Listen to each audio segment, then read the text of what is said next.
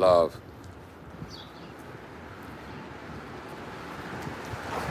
It's your boy Dark Knight. It's your boy Coach Davis. Live from Bed-Stuy, Brooklyn. You know? Let's talk about it, right?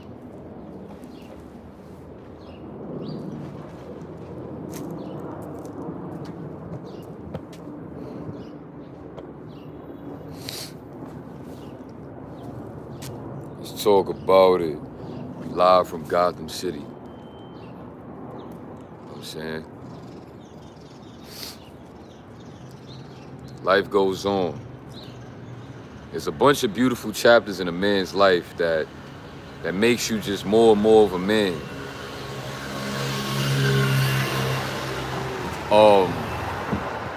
And see, the beauty of a book is you are supposed to get caught up in each chapter that leads you to that final chapter of that book, so you get the full experience of that book.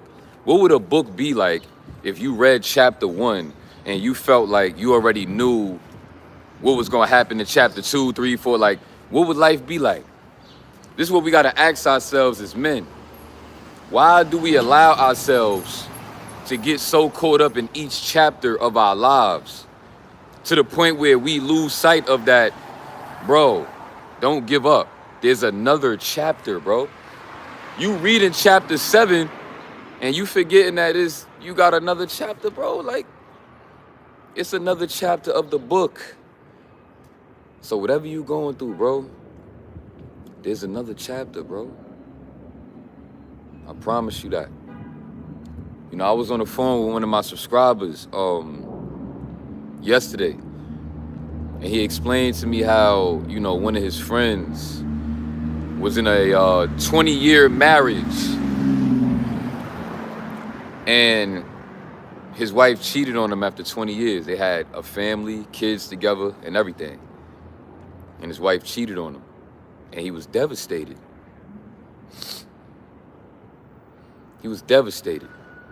And he slit his throat.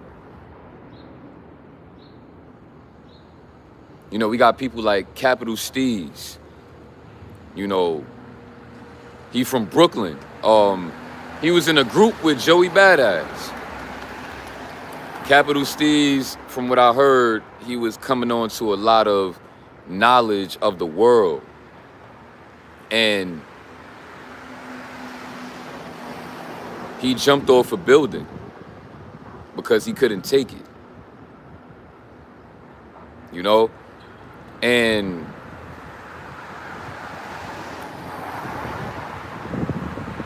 you know, shout out to that man that killed himself because of his family, you know, because of his wife, she cheated on him. It's a sad thing, and it's very, very devastating, man, because I need y'all to understand, bro. Dealing with a woman and having love for a woman is not a game, bro. A lot of y'all think when y'all be looking at these women on these sites and all that being in a relationship is all fun and games, bro, when it's not. It can actually be very scary. And we're going to talk about that in this video. We're going to talk about how being with a woman can be scary, right? Let me tell you why. Number one, imagine how devastated you would feel for another man to enjoy your woman sexually while y'all together. That is one of the most devastating things. You said, don't say shout out to him for killing himself.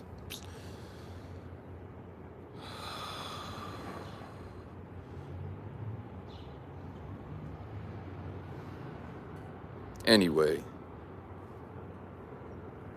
this is what I thought about doing the video. Man.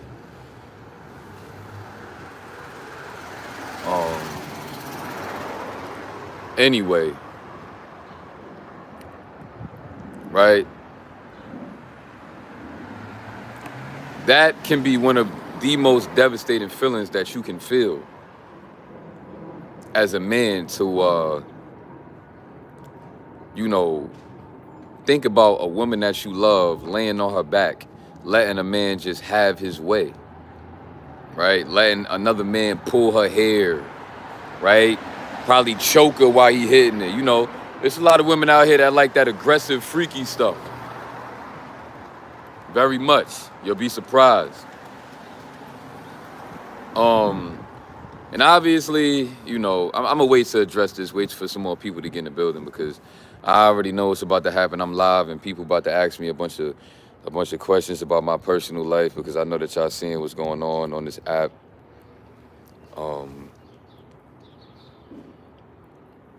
I was listening to this song earlier, you know, that I really connect with. It's a August Alsina song called Right There.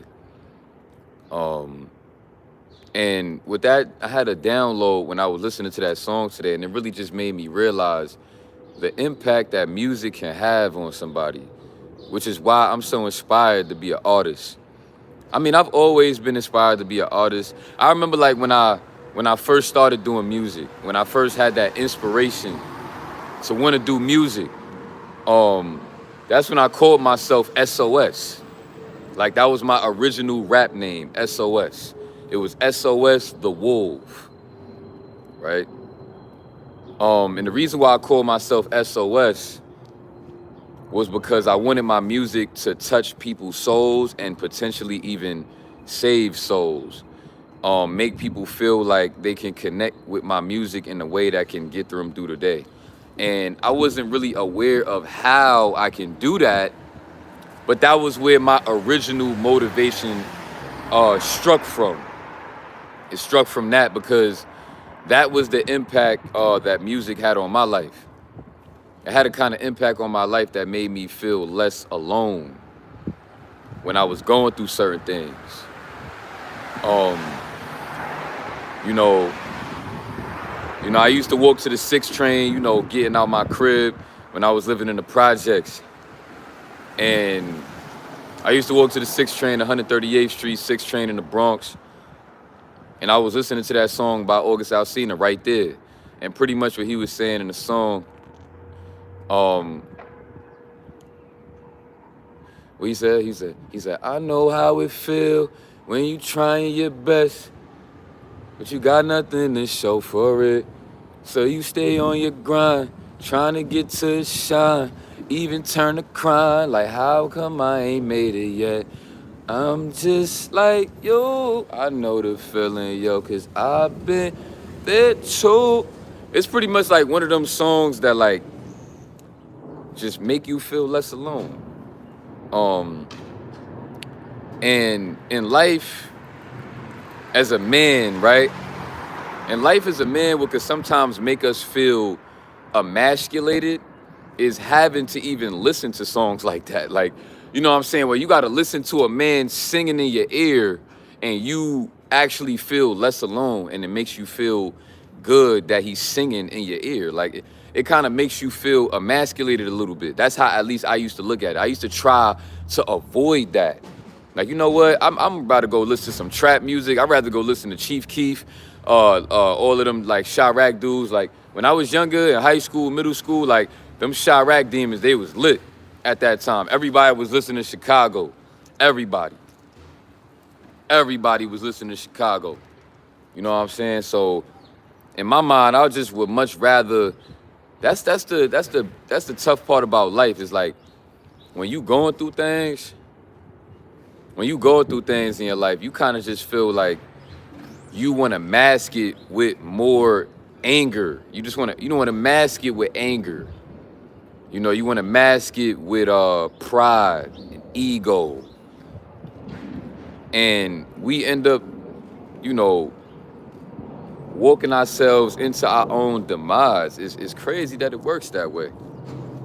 You know, and I understand that. I understand how I could feel to not want to connect with yourself in that way and connect with your own emotions to the point where you are willing to mask it with listening to a whole bunch of music that you don't even resonate with, music that you know is not even healthy for you to listen to because you are gonna want to hurt somebody.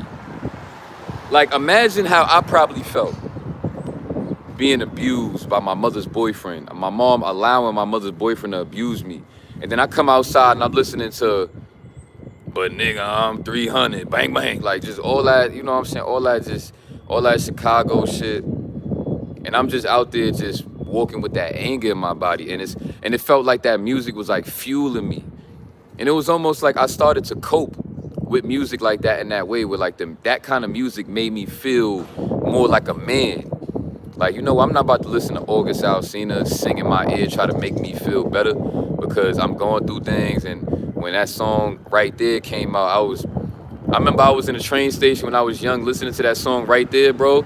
I was in a train station by myself and I was crying listening to that song. And I don't know, this morning when I woke up, the song just came back to my mind, just like, I don't know how, but like, and then I almost like, I started feeling a little bit emotional today just listening to that song, because I really resonate with that song because it brought me back to a very, very, very important time period in my life, right? And that is the beauty of music. That's the beauty of music. There's two beauties of music, right? There's one beauty where you just have that outlet to express certain emotions, right? So for example, I came out with that song Dark Knight, right? Now, the beauty of that song is that I will forever be able to have that song to look back on and connect with that side of myself where I was at that time period in my life, right? I can forever, for 5 years from now, 10 years from now, I can always go back to listening to that song right there, and I will be able to resonate with who I was and how I felt and where I was at spiritually, psychologically at that time. That's why when I go in the studio, and every time I go in the studio, I take that very serious. Even though y'all heard me in the song saying some real disrespectful stuff, at the end of the day, that's how I felt. And that's what music is to me. I'm not gonna try to get in the booth and try to be somebody I'm not, because I don't want people to look like, yo, why you talking like that? Why you talking so crazy? That's just how I feel, bro. And music is for me. Like, when I make music, it's about me, bro. It's about, I gotta go in there. Hold on.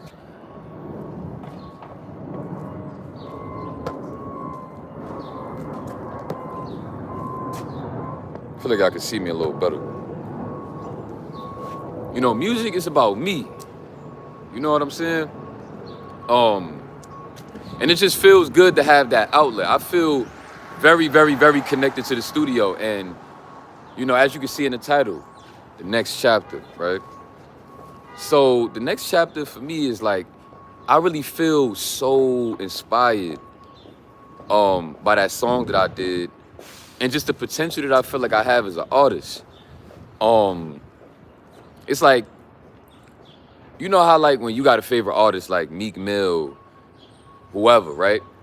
And every time you may decide to go listen to an instrumental, right? You can't help but hear that person's voice in your mind. You can't help but hear Meek Mill's voice in your mind when you listen to certain instrumentals. Like, yo, what would Meek Mill sound like on that? What would Dave E sound like on that? What would A Boogie sound like on that? And then for some weird reason, I used to be able to have these people's voices in my head to the point where I can literally create new lyrics for that artist in my own mind on a new beat. I can literally hear Meek Mill saying some shit I never heard him say, and I'm creating that in my mind, listening to an instrumental. I used to be able to do that all the time, because that's how much of a fan of music that I was, to the point where their voices would be so implanted in my mind where I could just listen to an instrumental beat and I could just hear their voice rapping some new shit. You know what I'm saying? I know some people could resonate with that. Let's read some of the comments. He said, bro, I don't feel great. That weed made me feel like so foggy. It make me feel like I relapsed or something. I don't know. It's weird. I'm done with weed. Yeah. That's another thing. That's another step that I'm taking right now. I feel like I want to go on like a dopamine detox, right? So I kind of feel like no matter how you want to look at weed is a cope. Weed is something that you run to when you feel like you need, to feel like, because you're going through stuff and you just feel like you want to kick back, you want to smoke some, you know what I'm saying? And that's not really healthy for you. That's not really healthy for you to feel like, you know, because you got to think about it, right? Let's really think about weed, right? When you going through stuff in your life and you feel like you want to smoke something, right? Ain't it funny that it really kind of do in those moments make you feel a little bit more like, hi, you know what I'm saying? And then you just, you know, it don't make you feel better, but it kind of comfort you a little bit. And that's why I want to quit. Is because, like I said, life comes with a lot of chapters, bro. So we got to stop getting so caught up in these single chapters in our lives where we feel like we got to comfort ourselves through the chapters. What we need to do is fully sit back with that book in our hand and really consume that chapter, you know, wholeheartedly. And because I'm so inspired by music now, I really wholeheartedly feel like I just want to take everything on head on. I want to take everything on head on, whatever emotions I feel like I'm going through, if I'm feeling low, anything. I want to feel that. I want to feel it to this deepest core. I want to feel it to the root of the root. Because there's greatness in that. Right? There's greatness in that. You know, you got to think about it, right? Even working out, right? Working out is a form of like connecting with yourself. Working out should be the only outlet that you look to as far as like to make yourself feel better about yourself and what you're going through. It should be fitness, which is why I'm gonna be doing a lot of fitness content now.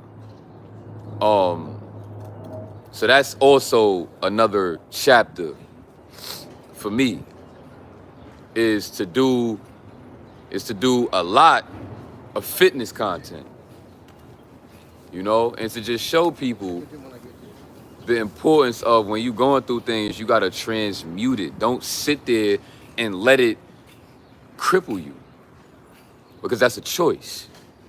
Stop sitting there and letting your traumas and your pain and the things that you go through throughout these chapters in our lives, stop letting it, you know, cripple you, because that's a choice, right? I can easily go in a shelter right now and I can sit there and mope around all day about, why am I not successful? Why doesn't my family care about me? Why am I alone? Why am I homeless, less fortunate? All of these things, right? We all, and you yourself, you have things in your own life, right? You yourself, you have things in your own life.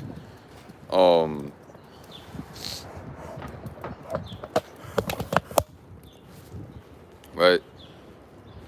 You yourself, you have things in your own life that you can sit down on your bed right now and you can just let it cripple you to the point where that's all you thinking about. All you thinking about is how whack the chapter of life that you are going through is.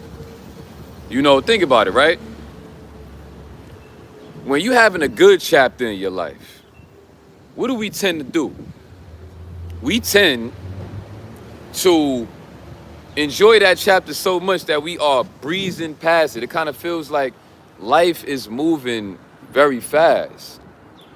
And then next thing you know, you on the next chapter because you was having so much fun with that chapter.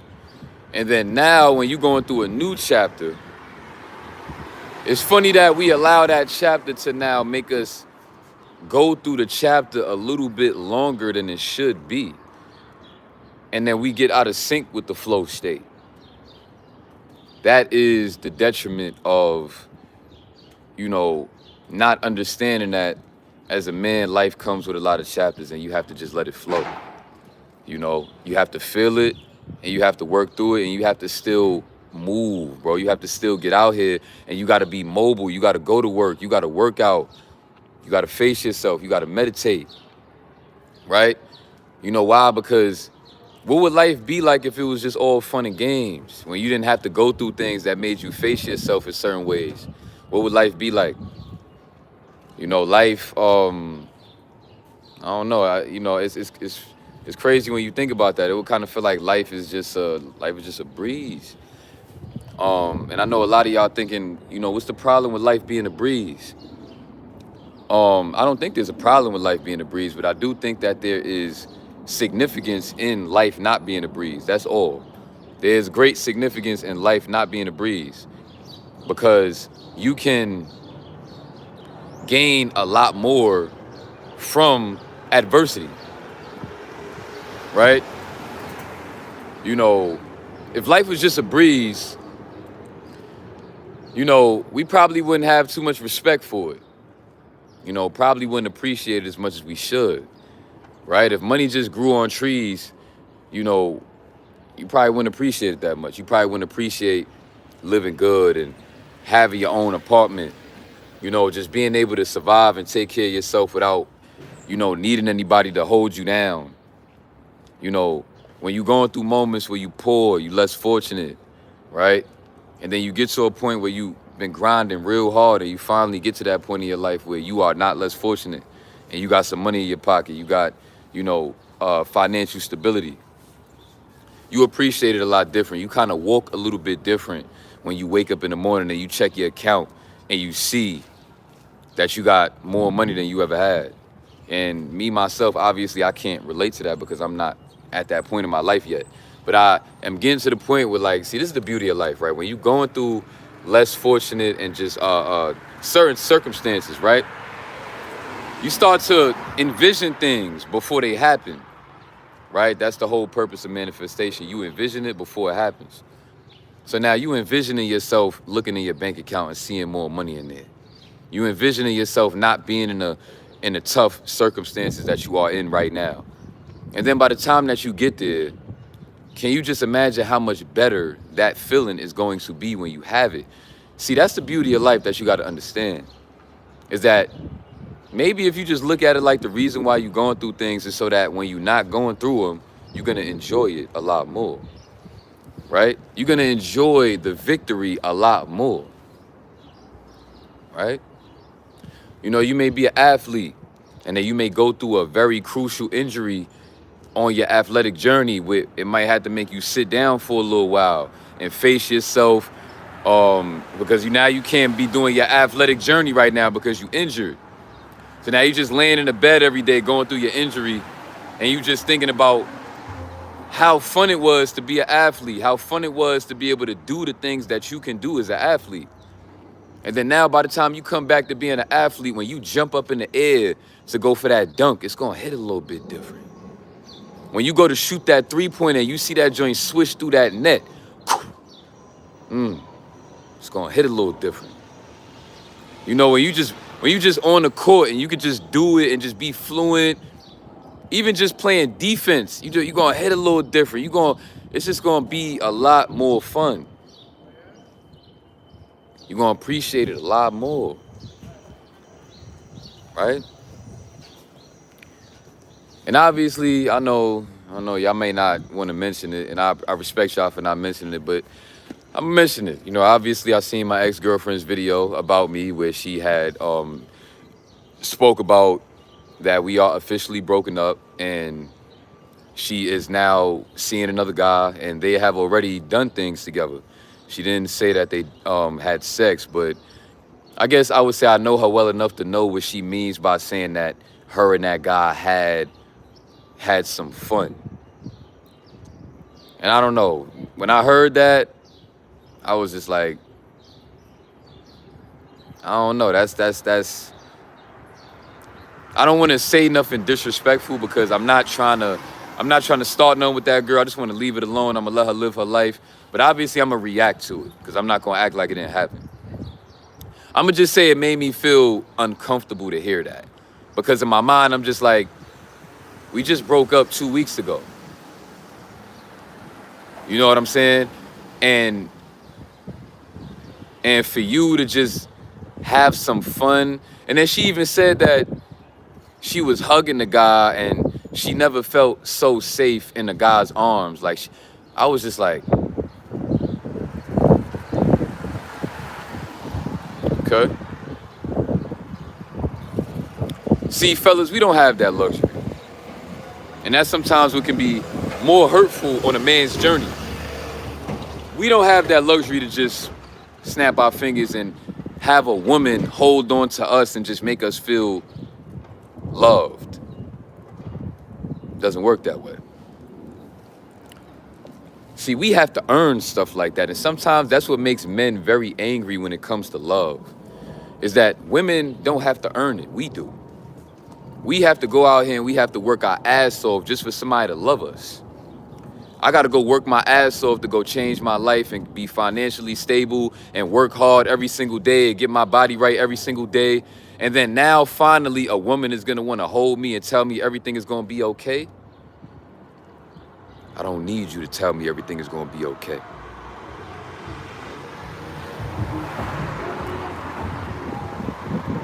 At that point, I don't need you. What I need you to tell me everything is going to be okay for? You ain't going to tell me everything is going to be okay when I was struggling. I had to work hard just to make you attracted to me. When you wasn't there to tell me everything was going to be okay. I had to make myself feel like everything was going to be okay. I got to sit here and believe in Jesus Christ, that Jesus Christ going to make my life better one day, when he let the black people be slaves for 400 years. And now I got to sit here and depend on somebody like that. When I'm all alone, they say, oh, when you all alone, turn to Jesus. What the fuck is Jesus going to do for me? What the fuck did Jesus do for anybody? He let the Jewish people die innocently. He let the black people be slaves for over 400 years. So what's so special about me that Jesus is going to come and help me? It's a real question. What makes me so special to think that Jesus is going to come help me? That's what I mean when I say Jesus Christ is cap.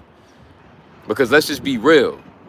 What makes you think that you so special that he let the black people be slaves for over 400 years, be raped, killed, murdered, molested, all of these things, everything that you could ever think of, it happened to the black people for 400 years. And Jesus sat back in his kingdom and sat back and watched that. Kind of making me think that Jesus is the devil. Because what can make you sit back and watch something like that? How do you have the patience and the forgiveness in your heart to watch people go through that type of shit? And then say that, forgive all, for they not know. Forgive, for they not know. What? Forgive?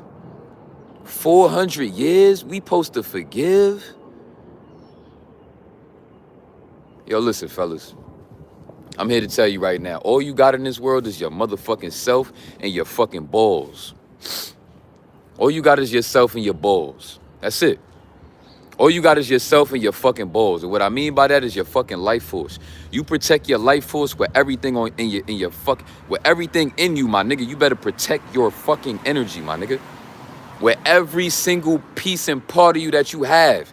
Protect your energy, because that is all the fuck you got. You don't got Jesus. You don't got nobody, nigga. And when you a man, when you turn 18, 21 years old, best believe that your parents gonna start looking at you a little different, because your balls dropped. And they're gonna be able to feel that energy from you. See, a woman, like for example, right, my ex-girlfriend, I already said this before, so I could just repeat it, right? My ex-girlfriend one day was, going through a rough time. And she was crying because me and her was like arguing. She called her mother downstairs, and her mother slept with her for the whole night and cuddled her. Mind you, my ex-girlfriend is 24 years old. Now, do you think as a 24-year-old man that you have anybody in your life that will ever try to rub you down while you sleep and just try to make you have a good night's sleep because you struggling with going through what you're going through in your life? Do you think that anybody in this world is going to do that for you, my brother? No. It's not going to happen. You got to go through that. Why don't you look at the suicide rate of men versus women? Who is committing the most suicide? You probably don't even have to look it up, because it should be common sense that men are doing it a lot more. And it's like, I feel that pain, bro. I know what it's like. I know what it's like to get to that point where you just like, bro, this shit is just so unfair, bro. I gotta work my ass off just for somebody to care about me. And then when I work my ass off for somebody to care about me, I can have a family and kids, and she could just cheat on me because she feel like she just horny and just wants somebody better. And then if I put my hands on that woman because after 20 years of marriage, she decided to cheat on me and we had a whole family and kids, and I decided to lose my mind one day and hit on that girl, I'm gonna be in jail for the rest of my life. So it's like, what outlet do we have as men when we go through shit? We don't have nobody that's gonna rub us down when we going through shit, right? What outlet? We gotta pray. We gotta pray and beg Jesus. That's what we got. We got Jesus. Nah. I don't want Jesus.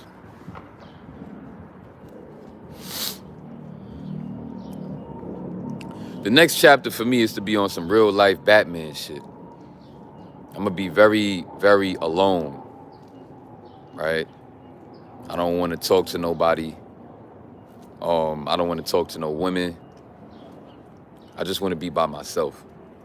Because at this point in my life, it's just time for me to finally realize and accept that nobody cares about me, bro. And I'm not gonna make nobody care about me, bro. I just don't have it in me to make people care, bro. I don't know how people do that shit. How do you have it in your system to go out your way to make somebody love you? And you gotta prove yourself to people for them to love you. I'm not doing that. I'm gonna love myself. I'm gonna learn how to love myself. I'm gonna learn how to love myself better and better every single day. And that's what I'm focused on. And I feel like that's what you should be focused on in your life, my brother. Right? It's unfair that we got people that call a man emotional just for expressing himself about things. Because I'm not being on here all rowdy, raising my voice, acting all hyper masculine, apparently I'm emotional. Yeah, I bet. Oh yeah. And that's cool. That's great. That's great. Right? So the next chapter for me is to go 5 years minimum of semen retention, no fap, celibacy. I'm going 5 years now. It's official. It's official. You know why? Because faith was my last hope. The reason why I say that is because it goes a lot deeper than just our relationship. The reason why faith was my last hope is because, you know, we live in a world now where you got everybody taking these vaccines and things of that nature. And most of these women that took the vaccine. I'm not sleeping around with a woman that took the vaccine. I don't care how much she get me in my urges and in my lusts. It's not happening. What's up, bro? It's not happening. So it's gonna make it a lot easier for me to just focus on myself, lock in, and just really, really spend as much time with myself to connect with myself. That's what it's time for. It's about that time. The next chapter for me is I'm gonna be doing a lot of music. I'm gonna be focusing a lot on my music because that is a way where I can connect with myself as well.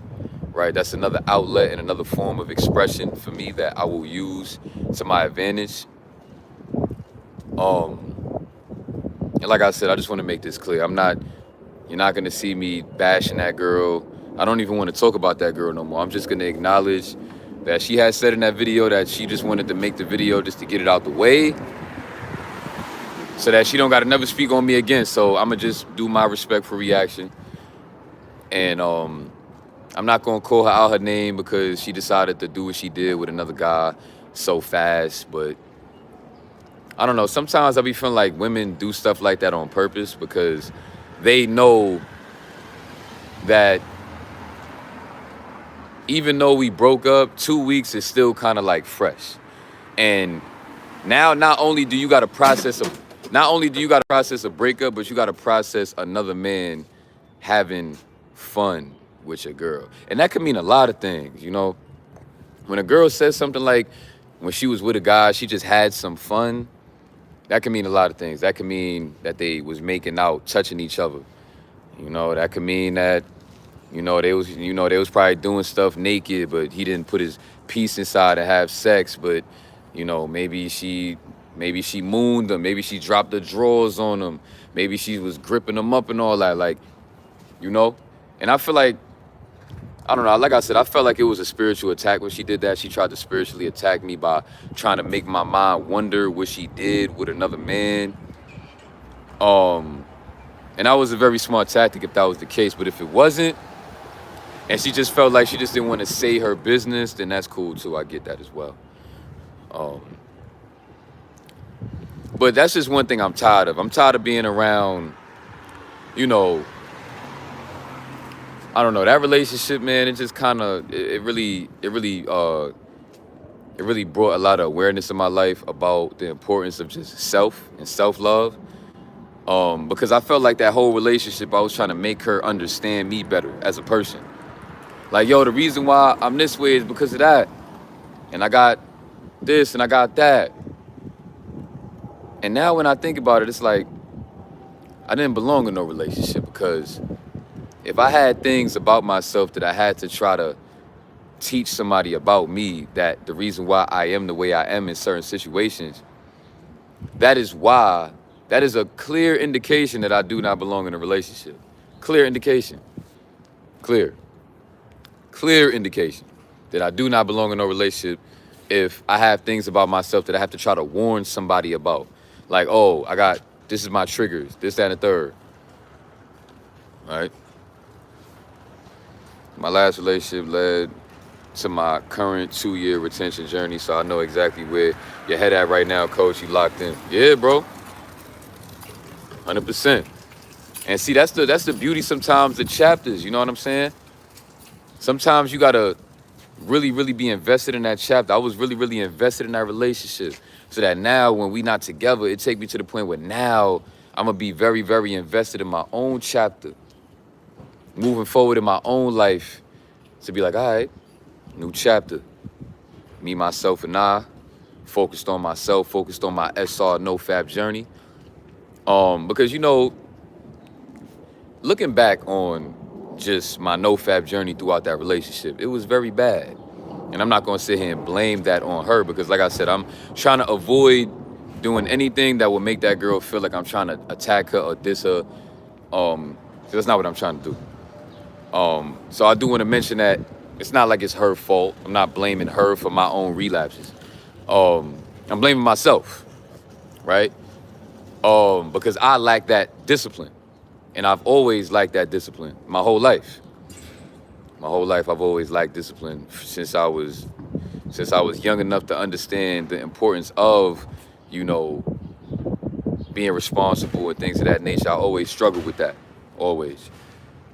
And obviously it followed me in my adulthood. And that's just how life works.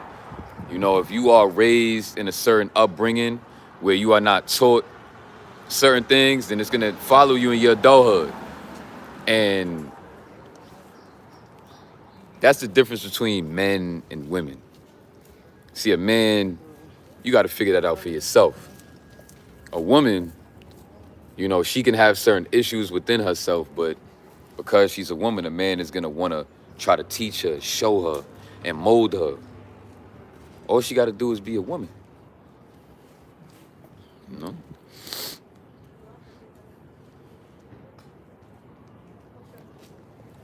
And not at all am I complaining about where the relationship has led to this point. She deserves better, right? Because I have certain things about myself that are not healthy at all. I have a lot of trauma within me that can make my life a very unhealthy thing. So that girl doesn't belong with somebody like me. That girl belongs with somebody that was raised better than me, that didn't have to have the certain kind of traumas that I had. And maybe the relationship wouldn't have went certain ways if she is with a guy that was just raised a little bit differently than me.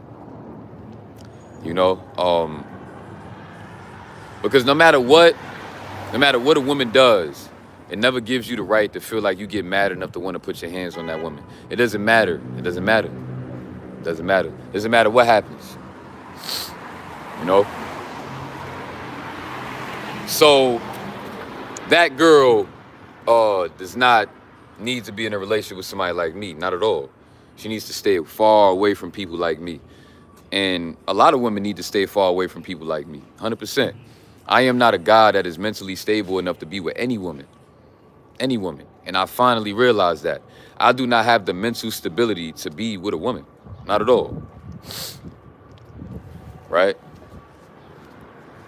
Because I got a lot of pain in my system from what I've been through with my mother that I still feel in my body every day. And no matter how much I try to fight it, like it's not there, it just feels like it gets stronger when I try to do that. And that's why trauma follows you for the rest of your life when you try to cope with things like drugs, like weed and things of that nature.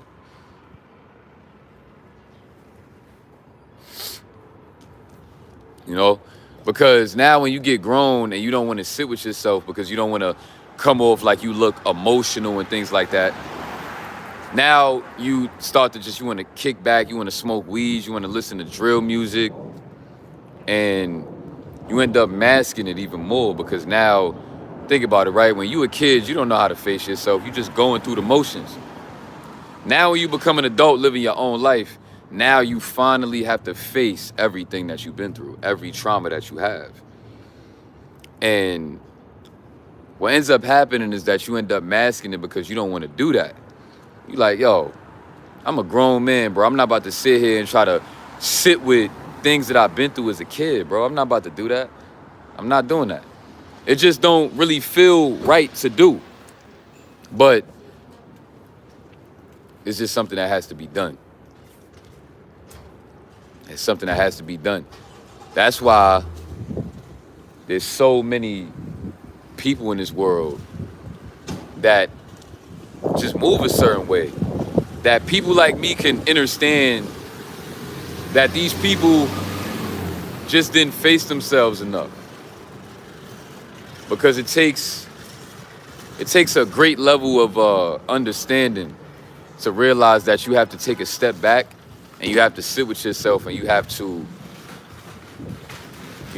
feel these things. You have to analyze these things. You have to work through these things in a healthy way, right? See, the detriment of smoking weed while you are trying to heal from your traumas is that weed is going to give you a dopamine rush. That is the reason why you get the head high that you get. And that's why people use weed as a coping mechanism. Try to get the strongest strain of weed that they can find. Because now, when that happens, you get that dopamine rush. So let's think about it, right? Everybody likes to cope with weed when they're going through things. Now, the problem with that is that when you coping with weed, you're getting a dopamine rush while you're trying to heal. So let's think about it, right?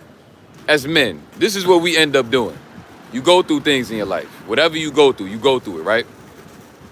Now, you decide to cope with watching a site. You decide to cope with smoking. Two things that give you great amounts of a dopamine rush.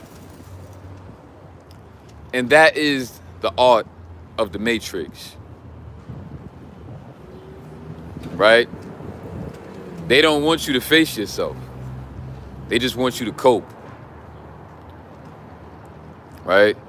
They want you to lay in bed and put the blanket over you and not get up.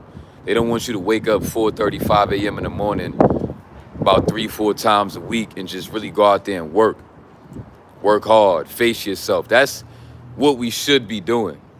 Because there's no better feeling Just imagine this, right? You going through things in your life and you wake up every day and you work out while you feeling those things. Instead of you sitting there, you work out, you work through those things. Now, when you start to see your body look a lot better, the way that you will resonate with that progress is gonna feel so good. Can you imagine how that would feel, right? 30 days sober, you work out as often as possible. It's gonna feel amazing for you. I'm not sitting here telling you to work out every single day because that's not great for you, you know? You gotta make sure that you stretching, you know, you gotta make sure that you stretching. Yeah, stretching is so important, right? Because see what happens is, so this is a car that I like right here. I like Maseratis. One day you never know, man. You never know what the future holds. Because this car, I like this. This give me like Batmobile vibes right here. Like, I'ma definitely feel like Batman driving something like that. In the future, riding around the city driving a Maserati, that would be amazing. You know what I'm saying?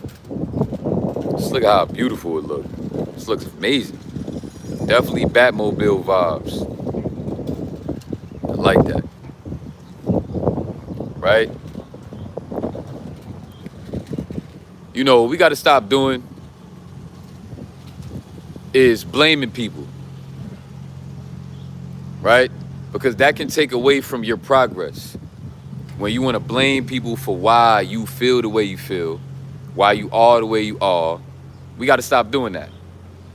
Right? And now I'm not saying that people haven't done anything to you.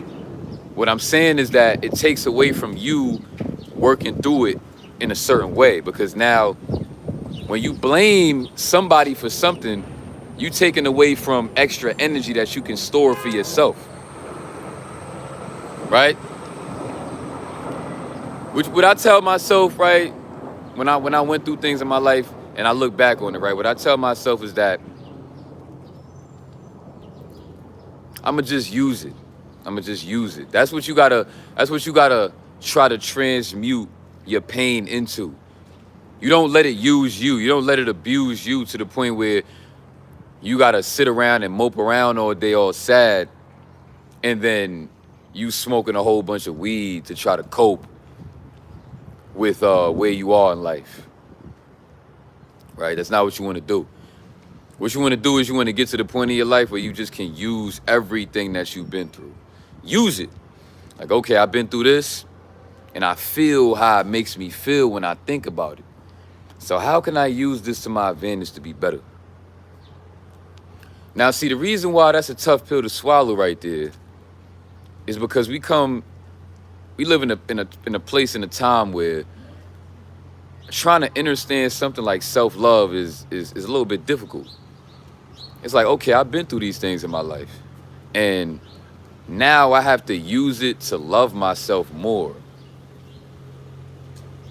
It's tough, but it's a beautiful thing at the same time. Because now, see, when you do that, when you just face it, you know, because sometimes what we got to understand about life is that you are not gonna have all the answers to why sometimes you have to take a certain step in your life. That is a lot of our problems out here living in this world. We delay ourselves from progress by feeling like before I take that step, I feel like I need clarity on why I have to take that step. And that is a problem. You should need clarity. You don't always need clarity. And clarity is not the answer. Clarity is not the answer that you're looking for, I promise you. The answer that you're looking for is progress. That's all you want. All you want to do is heal, bro. All you want to do is heal. That's all you want to do. You don't care about why you gotta heal in this way. It shouldn't matter. Just heal.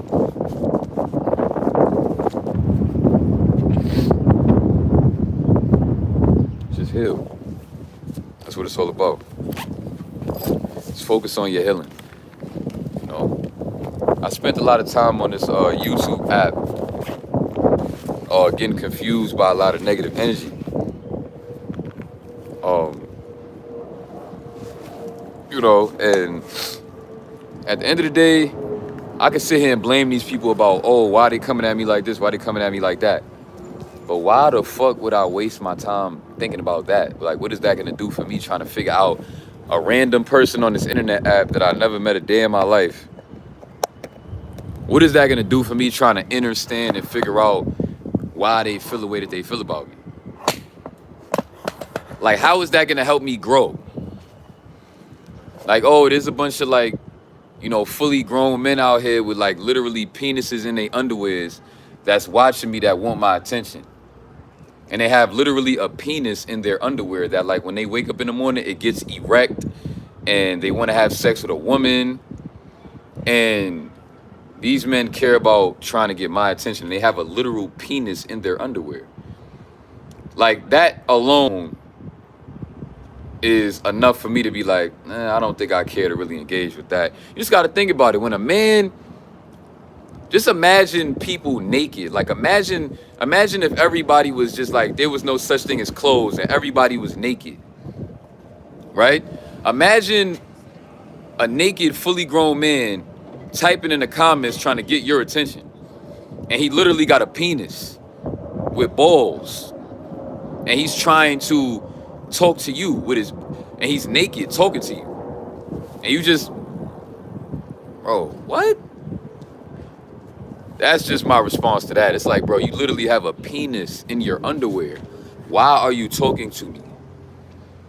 Why are you talking to me trying to get my attention and be negative when you literally have a penis in your underwear? Like, help me understand that. It's just like, that is the most cringiest thing that I can think of that would throw me off track and make me feel like I had to attack these people back.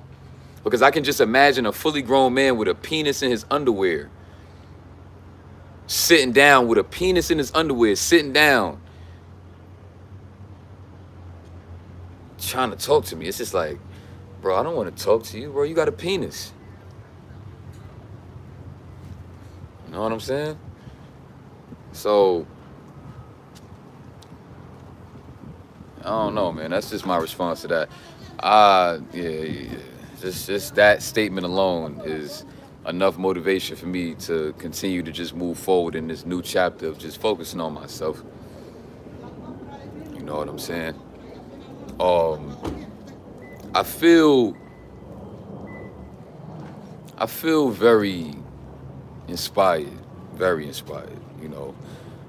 I've been struggling with the journey for a great amount of time. And, you know, I feel like I'm finally starting to get to a point in my journey where I can finally just conquer myself. I don't know, it just feels like this is gonna be the streak, this is gonna be the time. And it feels good. See, that's why you gotta just stay afloat in your book through each chapter in your life. Stay afloat. And even in the comments, right, I need y'all to stay focused. Because you got to think about it, right? You are also a fully grown man with a penis in your underwear, too. And you sitting there on your phone in your house trying to type in the messages of another man's live stream to talk to somebody else about negativity. Like, I need y'all to really understand that that is not it. You know, that's not it. I don't even get why, you know, let's just try to stop that. That's all I can say. Let's try to stop that.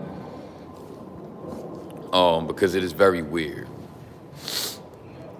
And it's very uncomfortable to think about. Very. You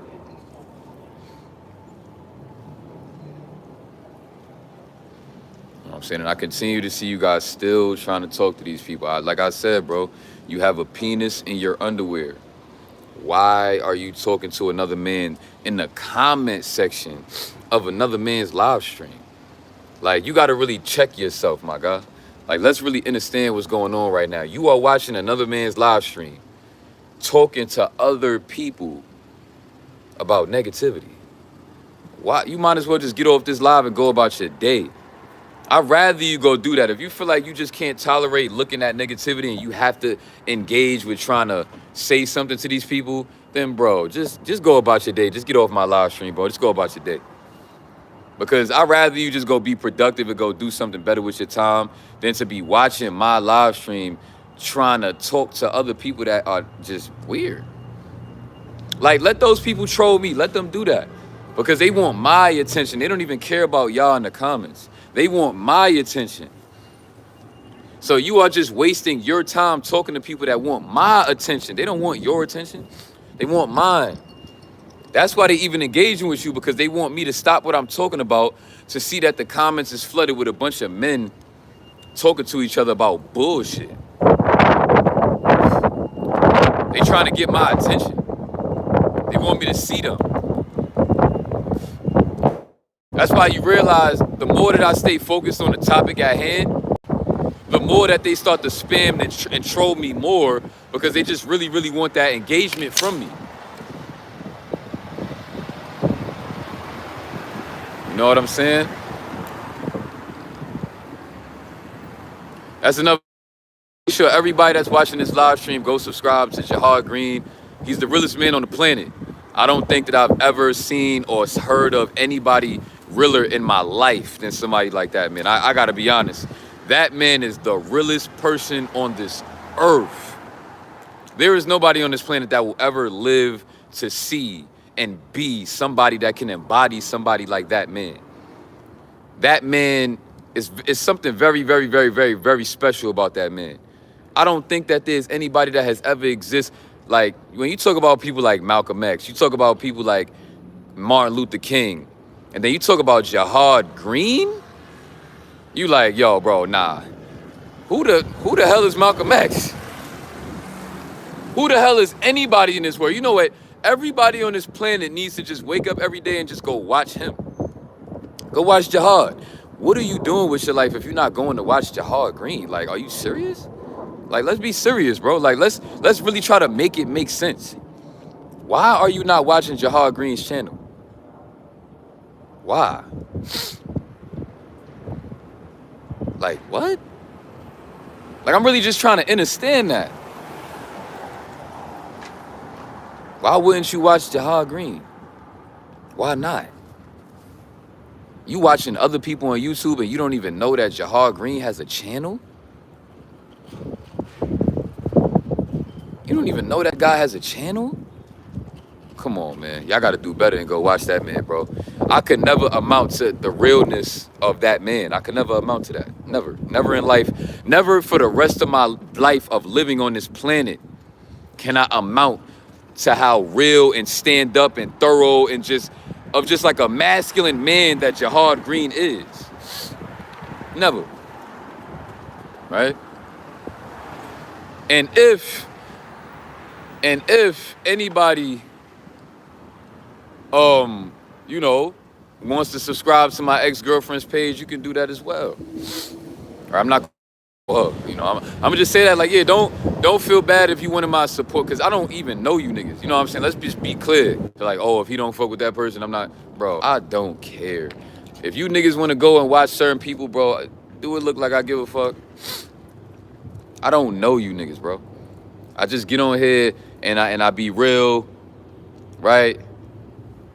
And shout out to one of my subscribers, right? He made a video, Elijah, titled, you know, don't wear your heart on your sleeve. And I'm gonna tell you something, right? See, that's a good and a bad thing, because see, the detriment of not wearing your heart on your sleeve is protect your heart from people that wanna try to break you down, break your heart, right? Now, me, I see greatness in allowing people to do that, right? Number one, it lets you know who people truly are. It lets you know who people truly are when they want to attempt to try to break your heart, right? Just think about it, right? Somebody is real enough to wear their heart on their sleeve. He said, bro, niggas trying to rock with you and you being positive. and you show the most attention to the haters, how does that make sense? You're literally only bringing in negativity. So, Mr. Lightning, why don't you just respectfully unsubscribe from my channel? Because I'm gonna tell you something right now. I will never, ever, ever go out my way to try to explain myself to why I am the way I am, or try to like, no, no, no, that's not what's happening. Because no, no, no, no, this and why don't you just, instead of trying to talk to a fully grown man with a penis, I got a penis in my drawers, bro, and you have a penis in your drawers, and you want to write me paragraphs trying to make, yo, just unsubscribe. Bro, you have a penis, and I don't need your help. You have a penis in your underwear, bro. I don't need help from somebody with a penis. I'm good. I know how to help myself. You have a penis in your underwear. You trying to talk to me about what I'm doing and how I should do this. Bro, you have a penis in your underwear. Trying to tell me what I should and shouldn't do. Peace out, brother. Right? See, what I see that you can gain from wearing your heart on your sleeve is that you get to see people's true colors about who people truly are, right? Now let's say with a woman, you afraid to wear your heart on your sleeve because you don't want her to attempt to try to break your heart, because you know that women may sense a sign of weakness in a man that is not walking around or hyper masculine. They may take you out of context. They may take you out of context and think that you're weak because you're not walking around with your face screwed up, wearing your heart on your sleeve. You know? Now, that is a problem. See, the reason why you should wear your heart on your sleeve is so that you can know people, right?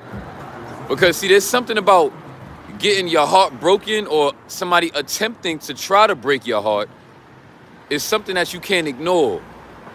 You see, in this life, right, we end up, when we like somebody or when we love somebody, whether it be a friend, whether it be a girl, whether it be a guy friend, even one of your brothers, whether it be a girl, you end up realizing that you can't help but just always give them the benefit of the doubt. No matter how hard you try, you always giving them the benefit of the doubt. Even if you kind of see something, but it's not for certain, you just can't help but give them the benefit of the doubt. Yeah, we definitely gonna chop it up on live, Elijah. That's a fact. You know, so see, the beauty of somebody trying to attempt to try to break your heart is that you can't ignore that. There's a feeling that will come over your spirit that will make you know for a fact that you cannot ignore that feeling, because that is there no matter how hard you try to ignore it. It's there. Right? Even with YouTube, I truly learned that, you know, people are so numb to the point where they can see somebody on the internet trying to be his real self, and they trying to inspire me to be fake. Like literal agents. They trying to make me see like, yo, look, I'm on here trying to talk some real shit, and everybody is trying to troll me. So now they want me to go, and when I get off live, they want me to sit with myself and be like, yo, do I really want to keep on being real when I got a bunch of trolls in my comments? Right? So now what happens is they want to try to control you. It's like a controlling thing. It's like a mental sort of manipulation that people are trying to play on you when they troll you. Right? And then, you know, I've had moments where I've given the trolls a lot of my energy, right? Because I lack that self-control. And now I got my own subscribers turning their back on me because of that. Because like, yo, you always give the most attention to the trolls, bro. Well, is that a third? Or they just misunderstanding what's happening, because I don't literally give them all of my attention. Right? Maybe it looks that way, but I don't do that. And then I have to further try to explain myself about why that's not the case. But it's like we in a community where I thought people understood that, you know, This is a no fat semen retention journey where we are trying to grow and flow every day from a low vibration. So it's just funny that everybody in this community has showed me that everybody is a contradiction of the spiritual journey. Not everybody, but a lot of people. When you sit here and you try to make me try to be a perfect man and feel like I can't do this and I can't do that, when you literally forget that I am trying to grow and flow on my journey. So maybe that's just what's happening. Maybe the reason why my energy is not the best, my approach to certain things may not be the best. Maybe that's because I'm trying to raise my vibration.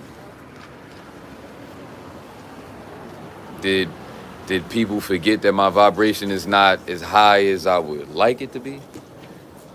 And now all of a sudden I'm supposed to know how to get on the internet with thousands of people watching me and know how to just flow.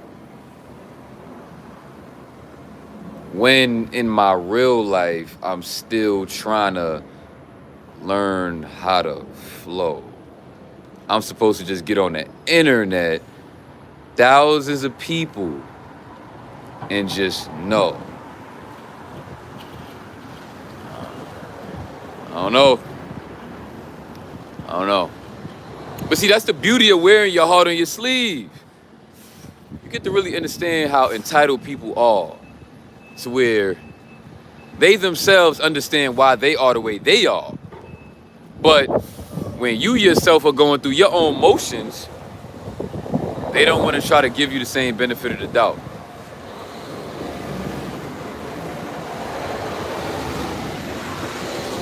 Right? And I get it, right?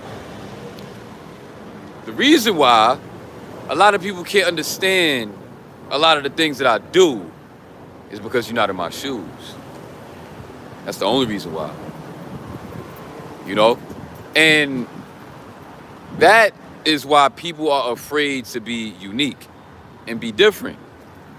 Because we live in a world full of people that like to hide behind the crowd, like to do what the crowd is doing, right?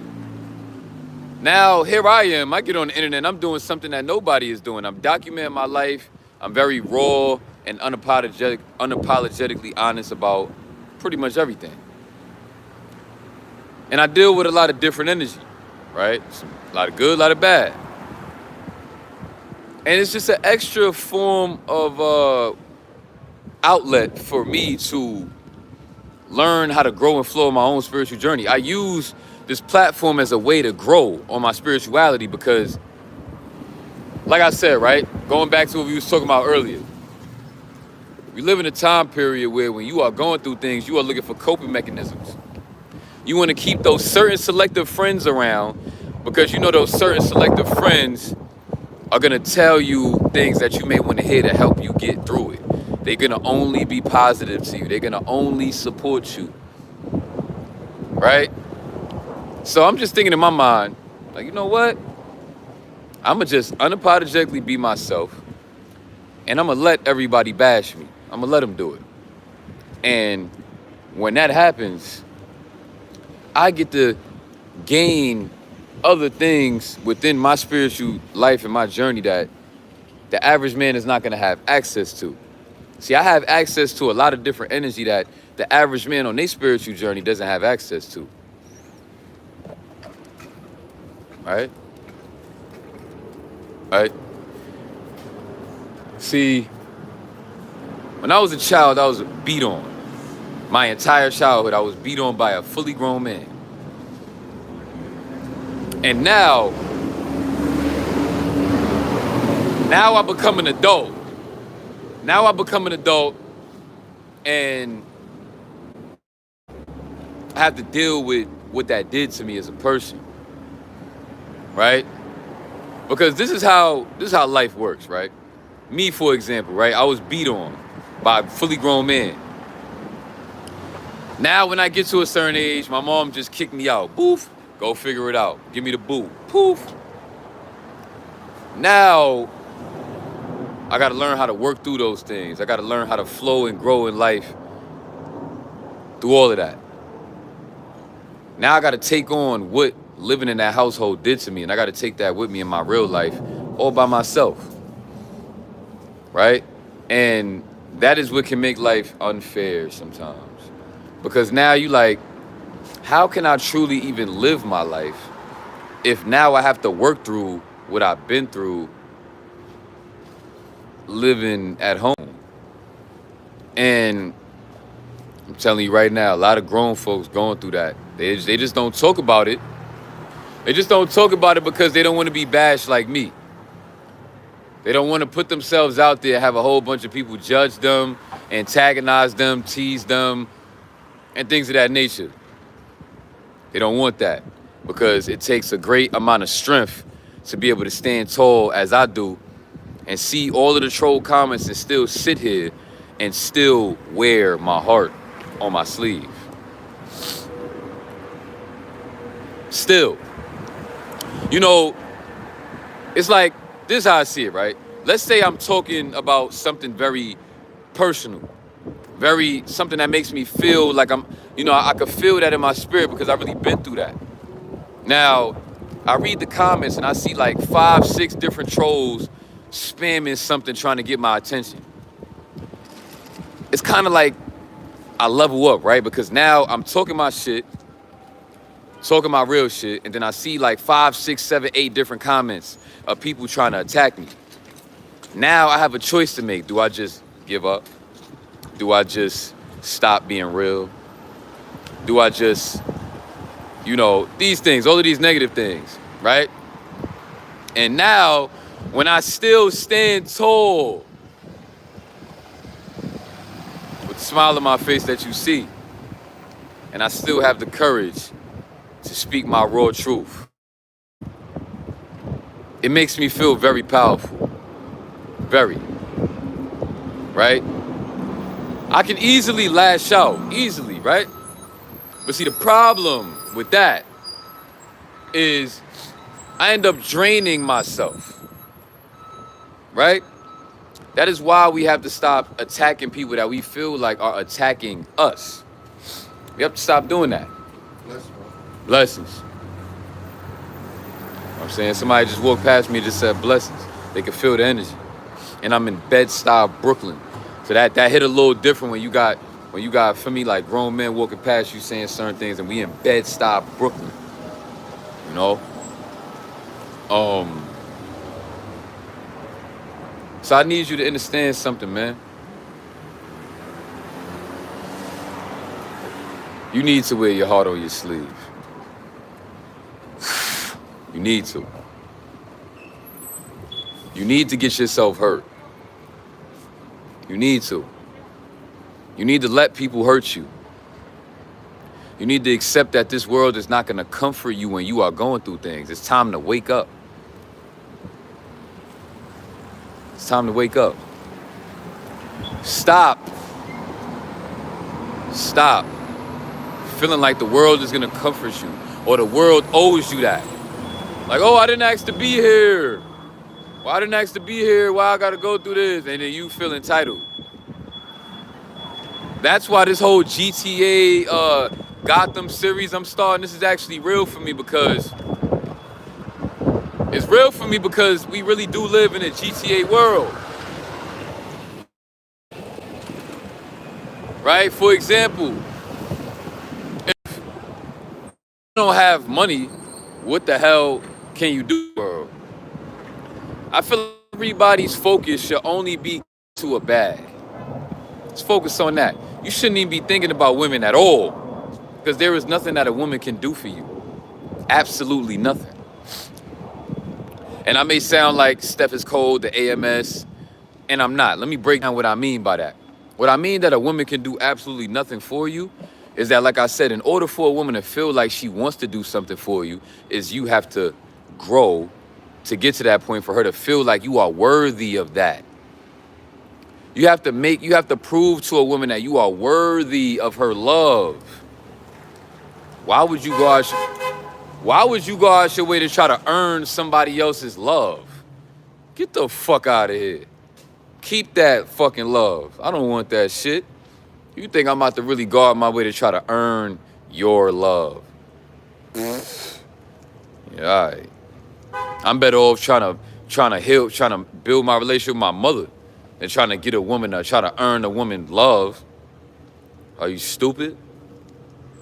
I'm better off trying to go beg my own mother to go love me. Like, mommy, please, like I love you and I'm so hurt by what we've been through. I'm better off going to do that. I might have a little bit more success at that than trying to, even if I am successful at earning a woman's love, it's like you don't never feel like it's real because you have to prove to that woman every day that you are worthy of her love. It's not just like, and that's the other fucked up part about love with a woman, right? Not only do you have to earn it, but you have to work and keep it. You have to like keep on proving to her on a daily basis that you are worthy of her, because she feels like she a queen because she beautiful and she can just replace you. So you, as her peasant, right? Because a lot of women really move with that type of queen mindset where they feel like men are peasants. And you, because that's a peasant type of shit where you got to keep on going out your way to try to prove to a woman, like, yo, don't leave me for another man because look, I'm hustling. Look, I'm doing this too. And look, I got this going on too. Like, look, I'm worthy of you because I don't want you to leave me because look, I'm doing this and I'm doing that too. And then when I in the future, I'm gonna do that. Wake up, fellas. Wake up, fellas. Enough is enough with that. Enough is enough with that. Right? So, you know,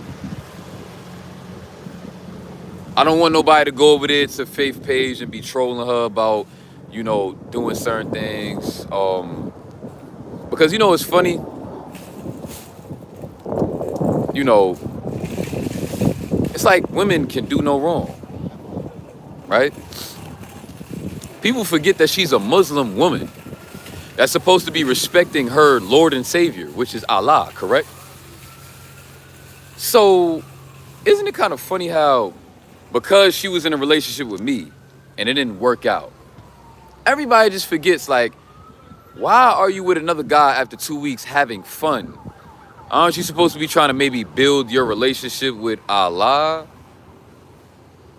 I mean, I don't know.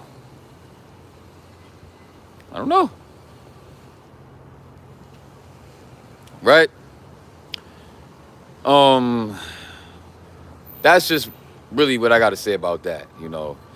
I'm happily single, very much. And I'm happily single.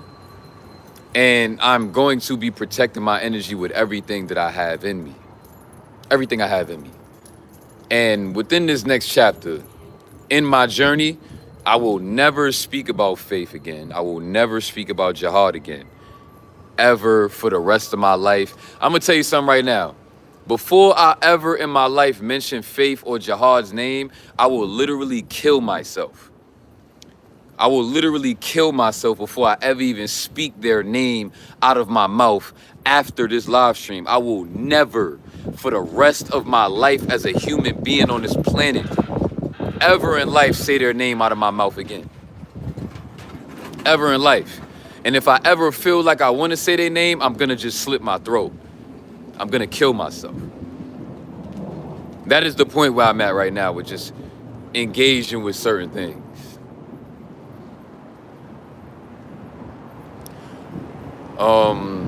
Yeah, so I got my own journey to worry about, right? I have been struggling to get over 40 days clean for a very long time.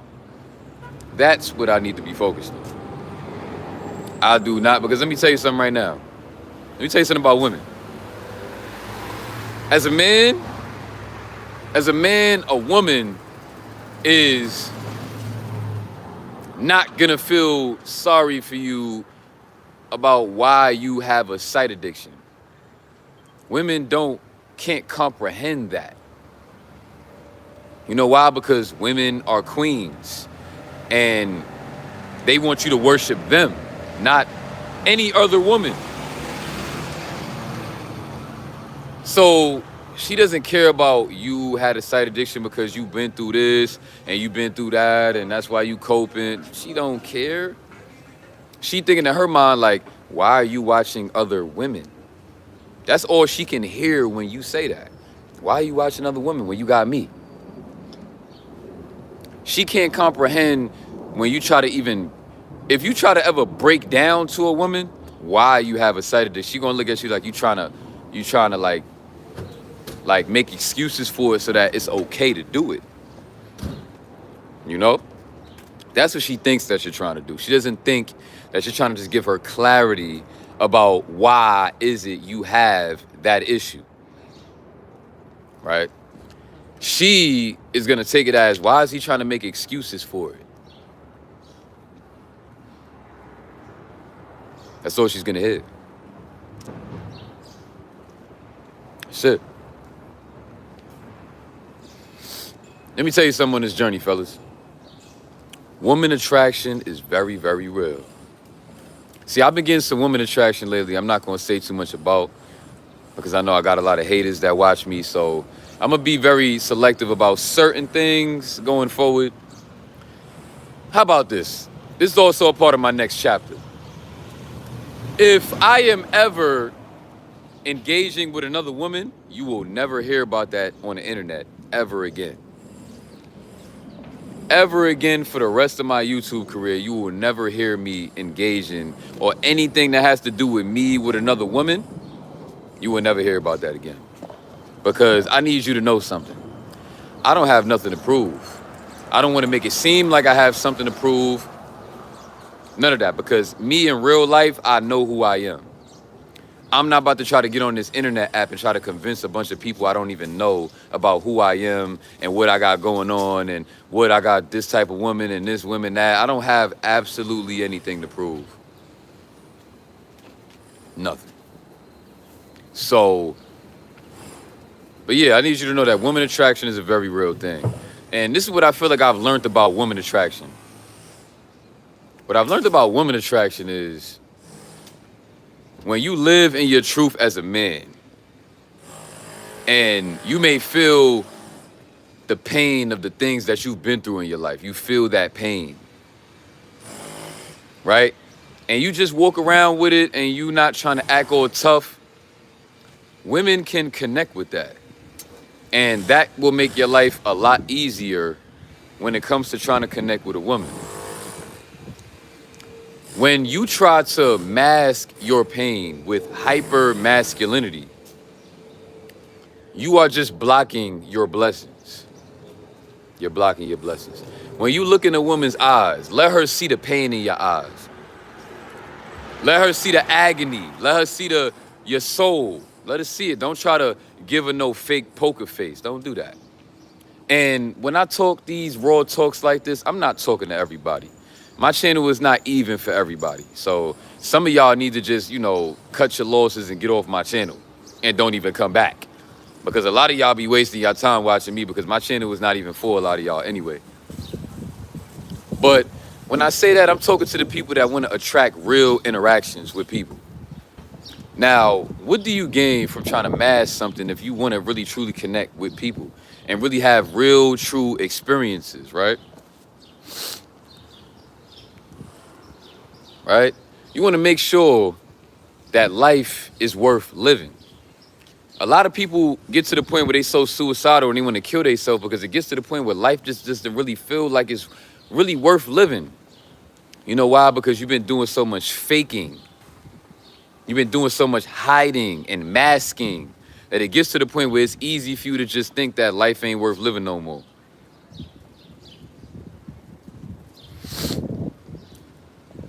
You know? So, understand that. If you want life to feel like it's worth living, go through the ups and downs, bro. Don't worry about Jesus Christ trying to come and save you, bro. You need to worry about saving yourself. That's what you need to worry about. You need to worry about saving yourself and being an honorable man and loving yourself. That's what you need to be worried about. Don't worry about praying to God and asking for him to help you with this and help you get that. Because it's not gonna happen for you. The only way in life that you get anything in this world is if you work for it. You got to work for it. Praying is not the answer. You're not going to get shit from praying if you don't fucking work. Let me tell you something, right? Every day when I go downtown Manhattan, when I go to Fulton Street, there's this same homeless man that's on his knees praying and begging to God for some money. And then sometimes people walk past him and give him a few dollars, but he's always in that same spot on his hands and his knees, begging and begging. And I'm talking about I could stand next to that dude for hours and he'll just be standing in that same spot just praying and begging. Ain't shit gonna happen for that man, because that's not how you get shit in life. You can sit there and pray and beg and cry all you want to, my brother, but you're not gonna get it. How that man would get it is if he wiped his tears, he tightened up, he poked his chest out, and he walked out here with purpose, trying to figure out what his next chapter in life will be. That's how you grow. You don't grow by sitting around praying, begging for God, like, please just have mercy on me. I've been through a lot, and please, I pray that I have this and I deserve it. And like I said, what makes you feel like you deserve love from Jesus Christ if Jesus Christ didn't even love the slaves that were slaves for 400 years? What makes you think that Jesus loves you? Jesus don't love you, because Jesus ain't even loved the black people that were slaves for 400 years. So what the fuck make you so special, nigga? You think you special. You think you more special than those slaves, right? When we live in a free world where you got a bitch-ass iPhone in your hand right now. You got an iPhone in your hand right now, and you think that you deserve the love of Jesus Christ. This fake-ass Santa Claus nigga that you think about. You deserve Jesus Christ, but the black people that were slaves for 400 years, they didn't deserve it. You deserve it, though. Like, oh, that was the past. That was the past, but, you know, Jesus, he's supposed to love me. So why didn't he love those people? Let me ask you this, right? If Jesus is so real, why is it that people got to pray for him to come save them? I thought that Jesus was supposed to be the type of honorable person that when he sees people being enslaved like that, he's supposed to just come and save you. You shouldn't have to ask him to come save you. When Jesus sees that a man like me was being abused and I become angry with the world and say, fuck the world, I'm not supposed to repent to him and make him want to love me. I'm not doing that, so fuck that nigga. If I got to go prove myself to that man for him to want to love me, tell that nigga I said this. That's how I feel about him. I'm not going out my way to get your love, Jesus Christ. Suck my dick. I'm not doing it. If you can watch innocent people out here, you know, go through fuckery, and Jesus Christ can sit back in his throne feeling like he better than everybody and watch us go through hell and we got to beg and pray for him to come help us, Jesus Christ, suck my dick.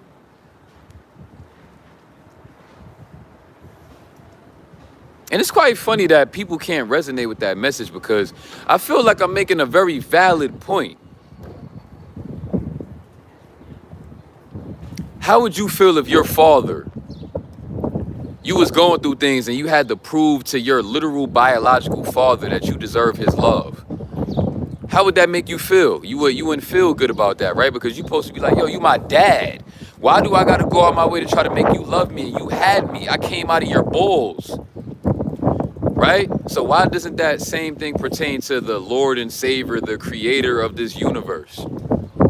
But yet, as a physical father, we can allow people to feel entitled to our love because we their father. I have to love my kids. I have to do this for my kids. No matter what, I have to do this. I have to do that. They shouldn't have to ask me why, because I'm their father. And I have to do this. And I have to do that because I am their father. So why the fuck Jesus Christ can't do that for me? Because he's my fucking father, right? If that nigga's my fucking father, why the fuck don't he just feel obligated to take care of his kids? Why is that?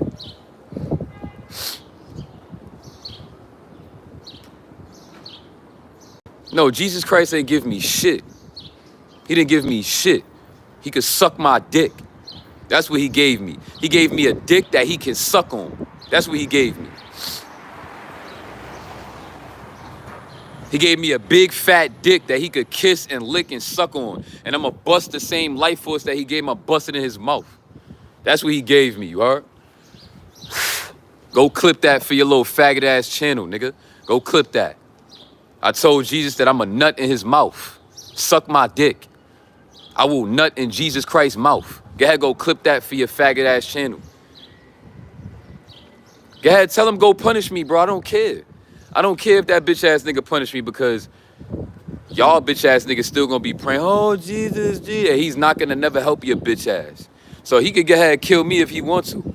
But y'all bitch ass niggas that still gonna be praying to him is still gonna be living a bitch ass life. Thinking that that nigga gonna come save you like you matter that much when you know you fucking don't. You know damn well that you don't matter that much to that man, bro. And that's what y'all niggas don't want to accept about Jesus, bro. You do not matter that much to him, bro. Because if you did, you wouldn't have to be begging for his fucking love, dumbass. You niggas is dumb. You said, but you wonder why you hurting. Yo, Luke, forever, why don't you just stop watching my channel? Let me ask you a question. Y'all see that I'm pretty much an antichrist. I might as well get an upside down cross tatted on my forehead too. But see, the difference between me and people like that is that I'm not a devil worshiper, right? But I'm definitely an antichrist. I don't fuck with Christ because that shit is a lie that is making people cope with a fake ass life. So I'm an antichrist. Go ahead, go clip that for your bitch ass channel too. I am Coach Davis, an antichrist. I don't want to come back from that. You saying there's no, I don't want to come back from that. I am Coach Davis, an antichrist. Fuck that Christian shit. So how about this? I said what I said. I'm standing on it. What are you as a Christian man going to do about that? Are you just going to keep on coming back to my page, expressing to me about how God is going to come get me. God is going to get you. God is going to get you. God is going to get you. God is going to get you. Or are you just going to go watch somebody that you can resonate with? Help me understand you guys' mindset about this little bitch-ass Christian shit that y'all believe in. Why the fuck do you niggas just not go watch a nigga that's a Christian, nigga? This is why I don't fuck with Christians. Because y'all be the type of niggas that don't just know how to stay in your own bitch-ass lane. Stay in your lane, bitch-ass nigga, and stop fucking with people that's not in your lane. That's how you fucking crash, dumbass. You don't know how to drive, nigga? When you driving on your journey, drive, nigga. Pay attention to your lane for you fucking crash, dickhead. You niggas gonna fucking crash worrying about what the fuck I got going on. Stop doing that. You niggas gonna crash out on your own little bitch-ass Christian journey worried about me. Stop worrying about me, nigga. That's what I'm saying, bro. How can you take Christian niggas so serious when these niggas be the same niggas that be trolling niggas in the comments? So pretty much all of my trolls, y'all niggas are Christian? All of y'all troll niggas are Christian. And y'all gonna be the same niggas. Y'all gonna be the same niggas coming to my shit trolling me every day about not being Christian? That makes logical sense to you. So help me understand this Jesus Christ, Lord and Savior that you believe in. He would want to come help somebody like you that would just be bashing somebody all day. Or is this a way where you were trying to prove your love for Jesus so he could come save you? Like, oh, if I come in this guy's comments and I just tell him, oh, he's a bitch, he's this because he don't believe in you, I think that Jesus is gonna love me one day and come save me one day. Because I was out here fighting a spiritual war, battling with a man that don't believe in you. And I was battling that man every day in his comments. I'm a battle with this man and watch it, and I'm a troll him every single day. Because that is gonna make Jesus love me more. Because everybody that don't believe in Jesus, I'ma just go attack them. Because that's gonna make Jesus love me one day. He's gonna respect me as one of his warriors for Christ because I go battle all of the people that don't believe in him.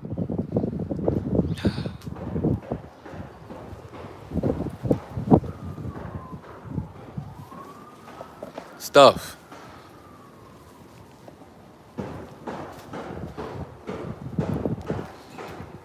Okay, so I guess I got your attention. You said, we just watching the example God about to use on you. We don't ever do what you're doing. Okay, so keep watching, right? So that's another chapter in my life, right? I've always been like, you know, back and forth thinking about how I feel about Jesus Christ. And I'm definitely at the point now where I finally just fully accept that Jesus Christ is Santa Claus.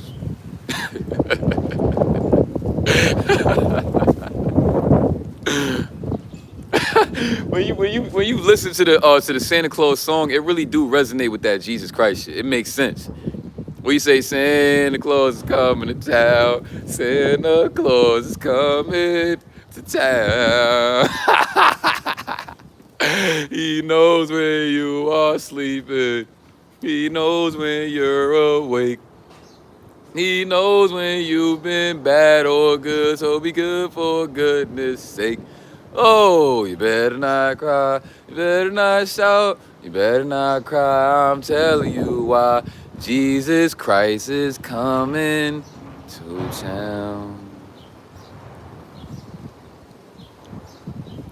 Jesus Christ is coming to town. That man ain't coming.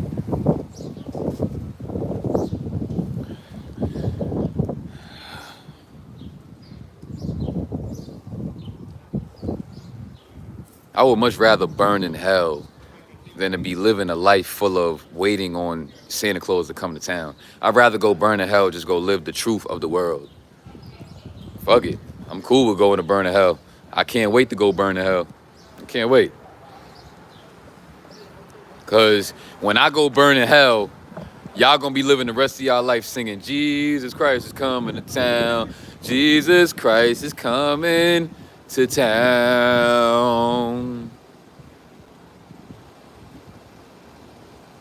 Jesus Christ is coming to town. Jesus Christ is coming to town. Jesus Christ is coming to town. Jesus Christ is coming to town. Jesus Christ is coming to town. Jesus Christ is coming to town.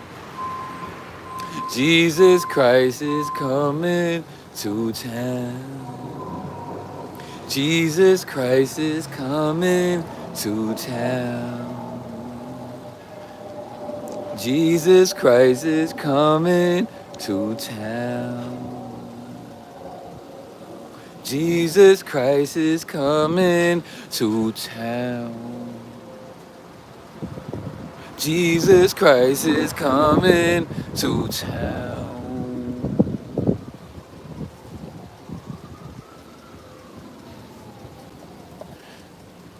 Bro, I don't care about that heaven and hell shit y'all niggas be talking about, bro. I don't believe in that shit, bro. If you want me to be real, that's another chapter in my life. I don't believe in heaven or hell. I don't. I believe that shit is a fairy tale story that they are trying to make you live in fear of. They telling me to fear the Most High. You gotta fear God. I don't fear God. I don't. Not no more. I used to. I'm at the point now where I don't care. Right? So let me tell you something. We got Christians in the chat that are very upset, that are cursing me out. So let me just ask Jesus Christ himself. Does that make these people better than me, Jesus Christ, that they believe in you, but they could just come in my comments and curse me out? Are they still gonna come to heaven?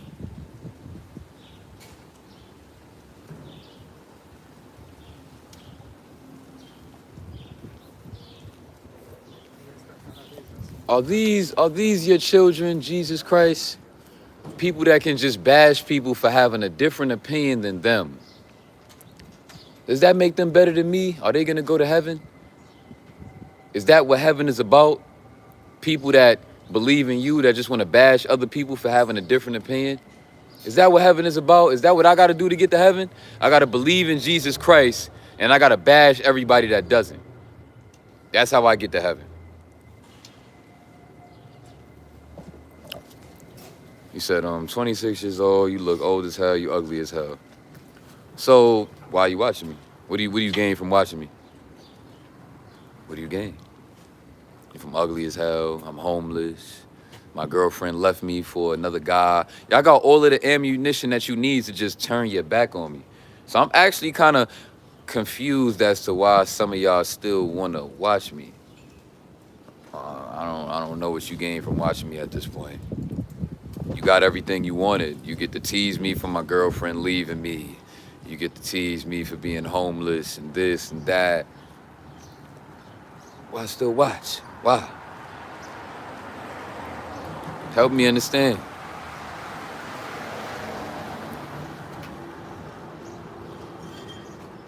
Help me understand. What do you gain? What do you gain from trolling? I'm just some homeless guy that's just speaking my mind. Let's just really break this down, right? If we're gonna be real, right? I'm literally just some random homeless guy that has my own beliefs about things and believes myself to be this way and believes myself to be that way. And I just express that. And then people go out their way to antagonize it for what?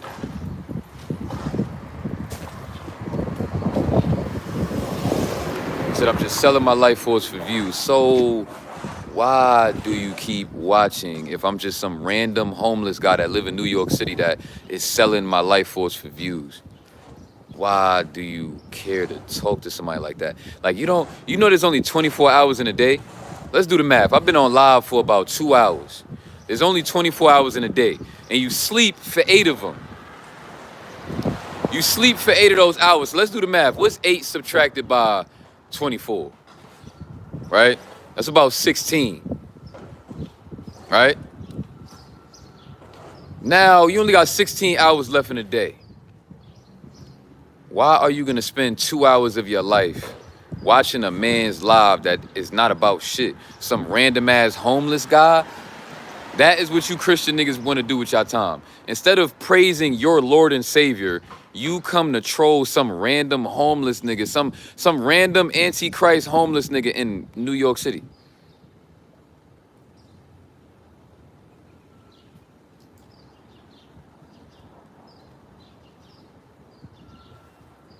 Bro, you literally only got 14 hours left in the day. Because you spent 2 of them watching some random homeless guy in New York City that you don't like. You don't have nothing else better to do? Bro, I'm just some random homeless guy that's just speaking my truth. Why do you care?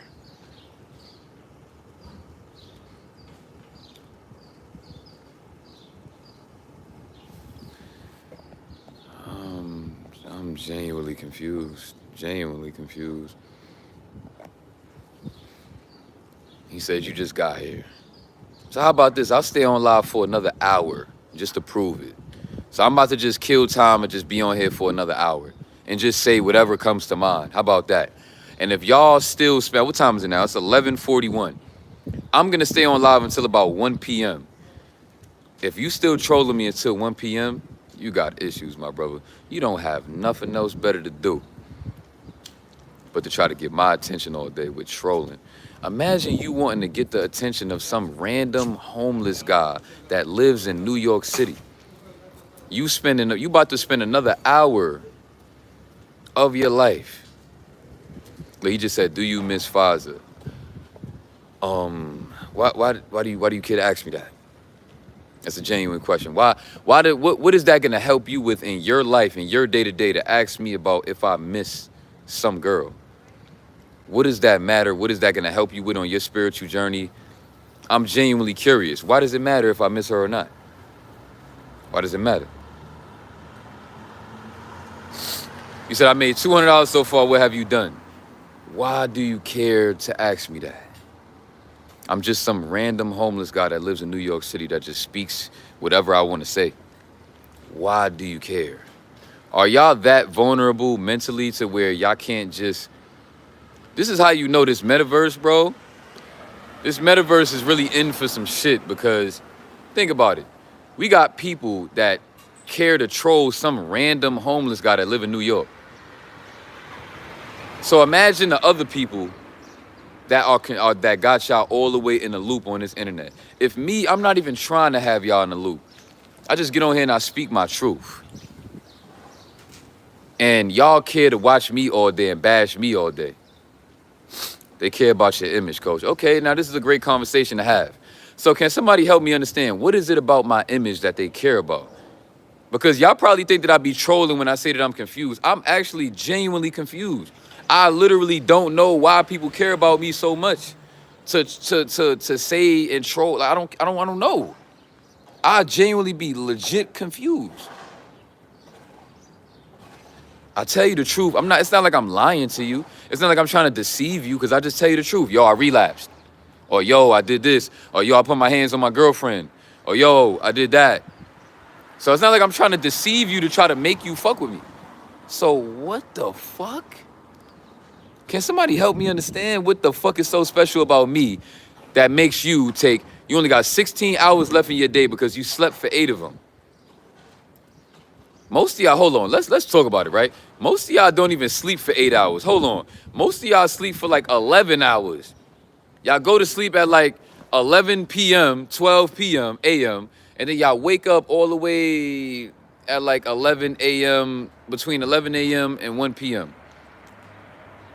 You know, when I check my YouTube analytics and it tells me the best time to drop a video, right?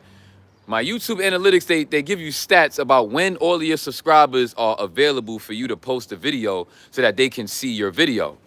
I don't know if y'all know that about YouTube, but anybody that has a YouTube channel knows that about YouTube, that it gives you analytics about your subscribers and about when is the best time to drop a video so that everybody can see it.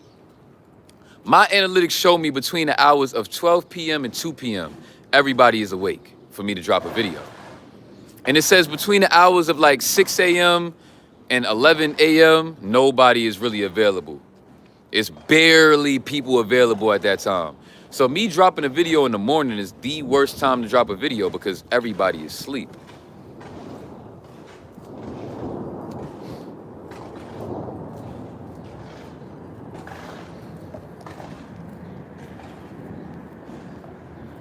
Now people spamming Bible verses. Oh my goodness.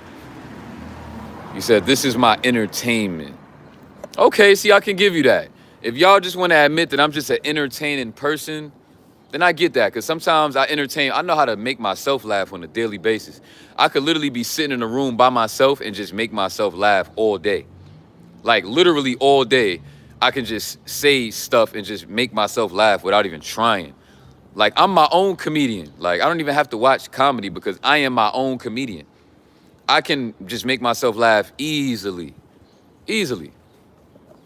How about that? For all of my supporters, right? Every time you see these little Christians get mad, just spam Santa Claus emojis. Oh my God, that's hilarious. Everybody spam Santa Claus. Spam Santa Claus. You said it's funny because you're a clown. All right, so, but let's be real though, right? Your name is Eric the Relapser, right? Very funny. Ha, ha, ha, ha. Right? If I'm such a clown, let me ask you something. Let me ask you a very personal question, right? What makes you feel like you need entertainment? Are you going through something in your life that makes you feel like you need to be entertained? Why can't you just focus on your spiritual journey and just focus up on growing and flowing on your spirituality? What makes you feel like you need to be entertained? Are you going through something? Are you going through a rough time in your life mentally, financially, physically, whatever? Did somebody die in your family? I don't know. Like, why do you feel like you got to come to my channel every day to get a laugh? I don't know. I mean, but like I said, though, whatever works for you. But I don't know. I just be genuinely confused. So let me ask you this, right? So what exactly is funny about me? Is it that I relapse? Is it that I'm a homeless guy that relapses on NoFap? Is that what's funny? Is that what's funny? Because I would think that you got a pretty sick mentality to think that that's funny. But to each his own. I'm not trying to, you know, like make you stop not watching me. You know, to each his own. If you feel like it's funny to watch a grown man struggle with his mental health and relapse, then great. I mean, whatever works for you. But I would say this, right? I would say that you have a pretty dark humor. I would say your humor, like you have a pretty dark humor. That's not really healthy to have a dark humor like that. Where you feel like you gotta laugh at people's demises to make yourself feel better about this world that we live in. I think that proves my point about how Jesus Christ is not really saving y'all niggas. Because if y'all niggas gotta have a type of dark humor to the point where you're gonna laugh at somebody for going through ups and downs, I would say that Jesus is not really helping your ass.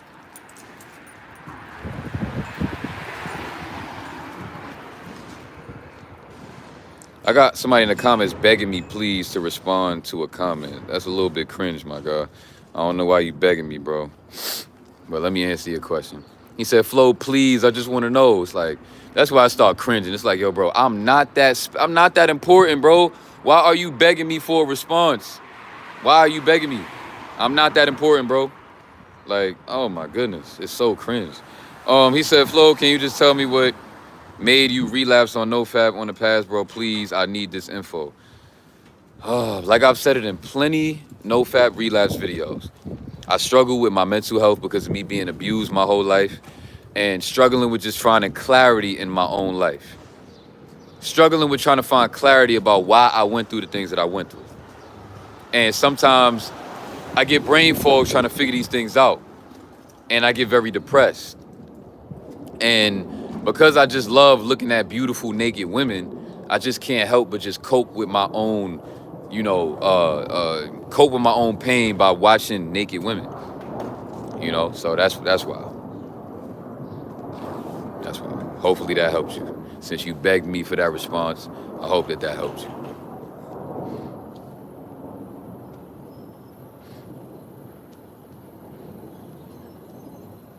Yeah, that's what I'm saying. Like, y'all, you know what it makes me think? I think what it tells me about people, right? About people that think it's funny about my demises, right? Because let me tell you something, right? People don't give their attention to people that's literally clowns, right? People that they think are literally like just idiots and they ain't gonna never be nothing out here in this world. They got no potential. For example, right? Let's think about somebody that has a lot of influence in this world.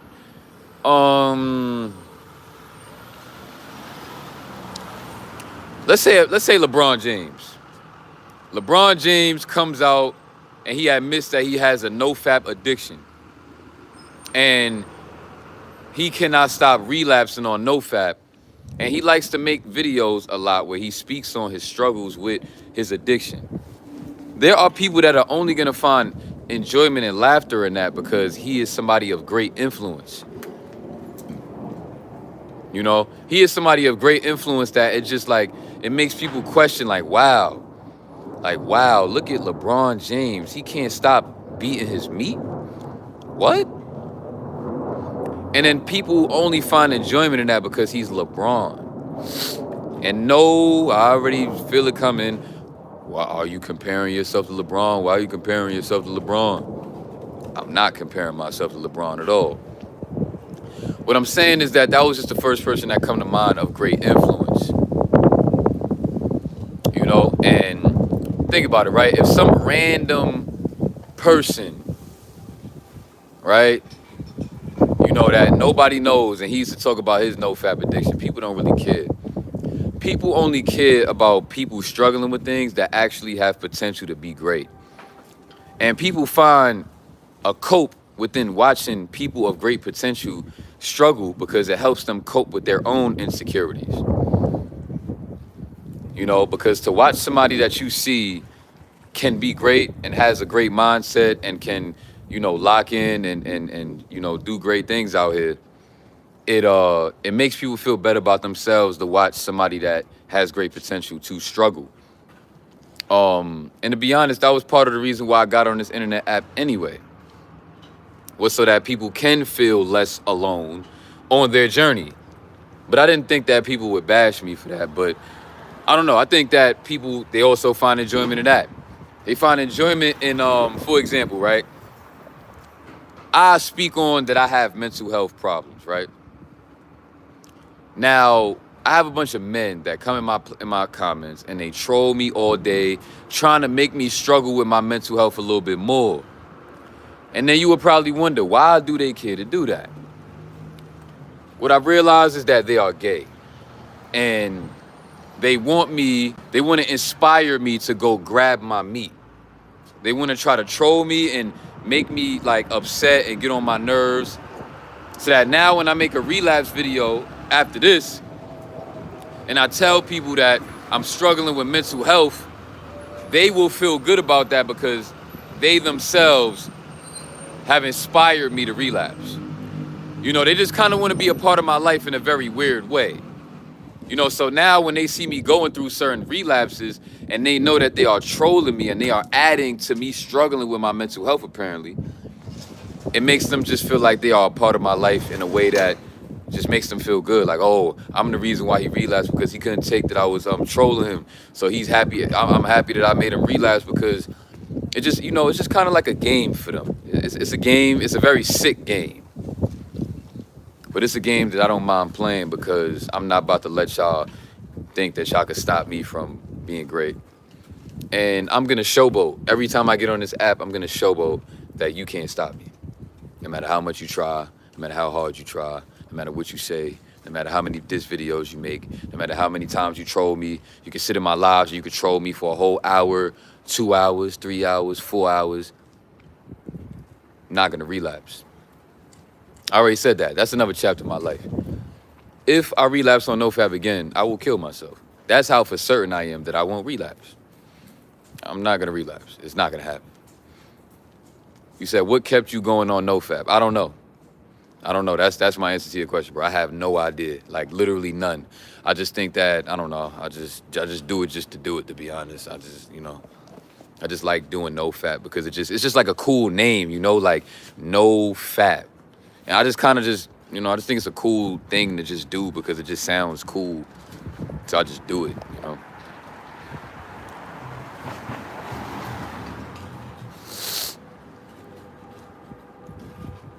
Yeah, the trolling on my channel was definitely on some, yeah. Yeah, that's another thing, too. I mean, y'all don't have to believe me when I start to tell y'all the days that I'm on and things of that nature. But how about this? Let's do this. Let's play this game now, right? I kept y'all emotionally invested the whole live, right? So watch this. Now for the rest of the live, I'm going to turn the comments off. Right now. So now, here's where I take my power back. I see no comments. All I see is me and the screen. So here's where I torture y'all the same way that y'all trying to torture me and make y'all feel like, dang, I actually got to go find something to do with my day because it's not like I could sit here and have fun trying to troll this guy because I don't see no more comments. So what I can do is just walk around with the camera in my hand, you know, and while you try to shoot a comment at me, I'm not going to see it. It feels good. Right, so let's find something I feel like I want to talk about for the rest of this live. Right? Oh, yeah, I was saying, oh, look at this graffiti, right? This looks pretty good. Really good. You know, Faith is moving on with her life. Let that girl move on with her life. Don't go on her channel trying to mention my name or nothing like that. Don't do it. Any one of my supporters, anybody, don't mention my name, right? I want that girl to move on because I need y'all to know, bro. Life goes on. Let it go on. But, I mean, a lot of y'all don't understand stuff like that yet because y'all not at that point in y'all life probably. But life very much does go on. So just let it go on. Right? I hope, because I see people that's trying to say that me and her are faking a breakup, right? So what I hope that she does is I hope that she gets on camera with whoever it is that she's talking to, and I hope that she kisses him in his mouth to prove that. So Faith, if you're watching and you wanted people to stop trying to accuse us for faking this breakup and all of that, I need you to get on camera. I need you to kiss your new boyfriend. Just so everybody can see that this is not a game. This is not a fake breakup. Because I don't even get what I would gain from a fake breakup anyway. Like, what kind of clout do I gain from that? I mean, if anything, like I said, I lost 500 subscribers.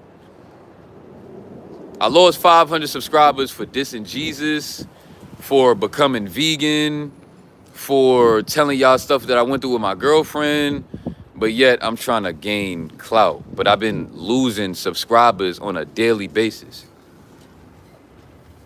I don't get what kind of clout that I'm gaining. I'm not gaining clout from anything of that nature that pertains to what y'all think that I'm gaining clout from. It's not happening.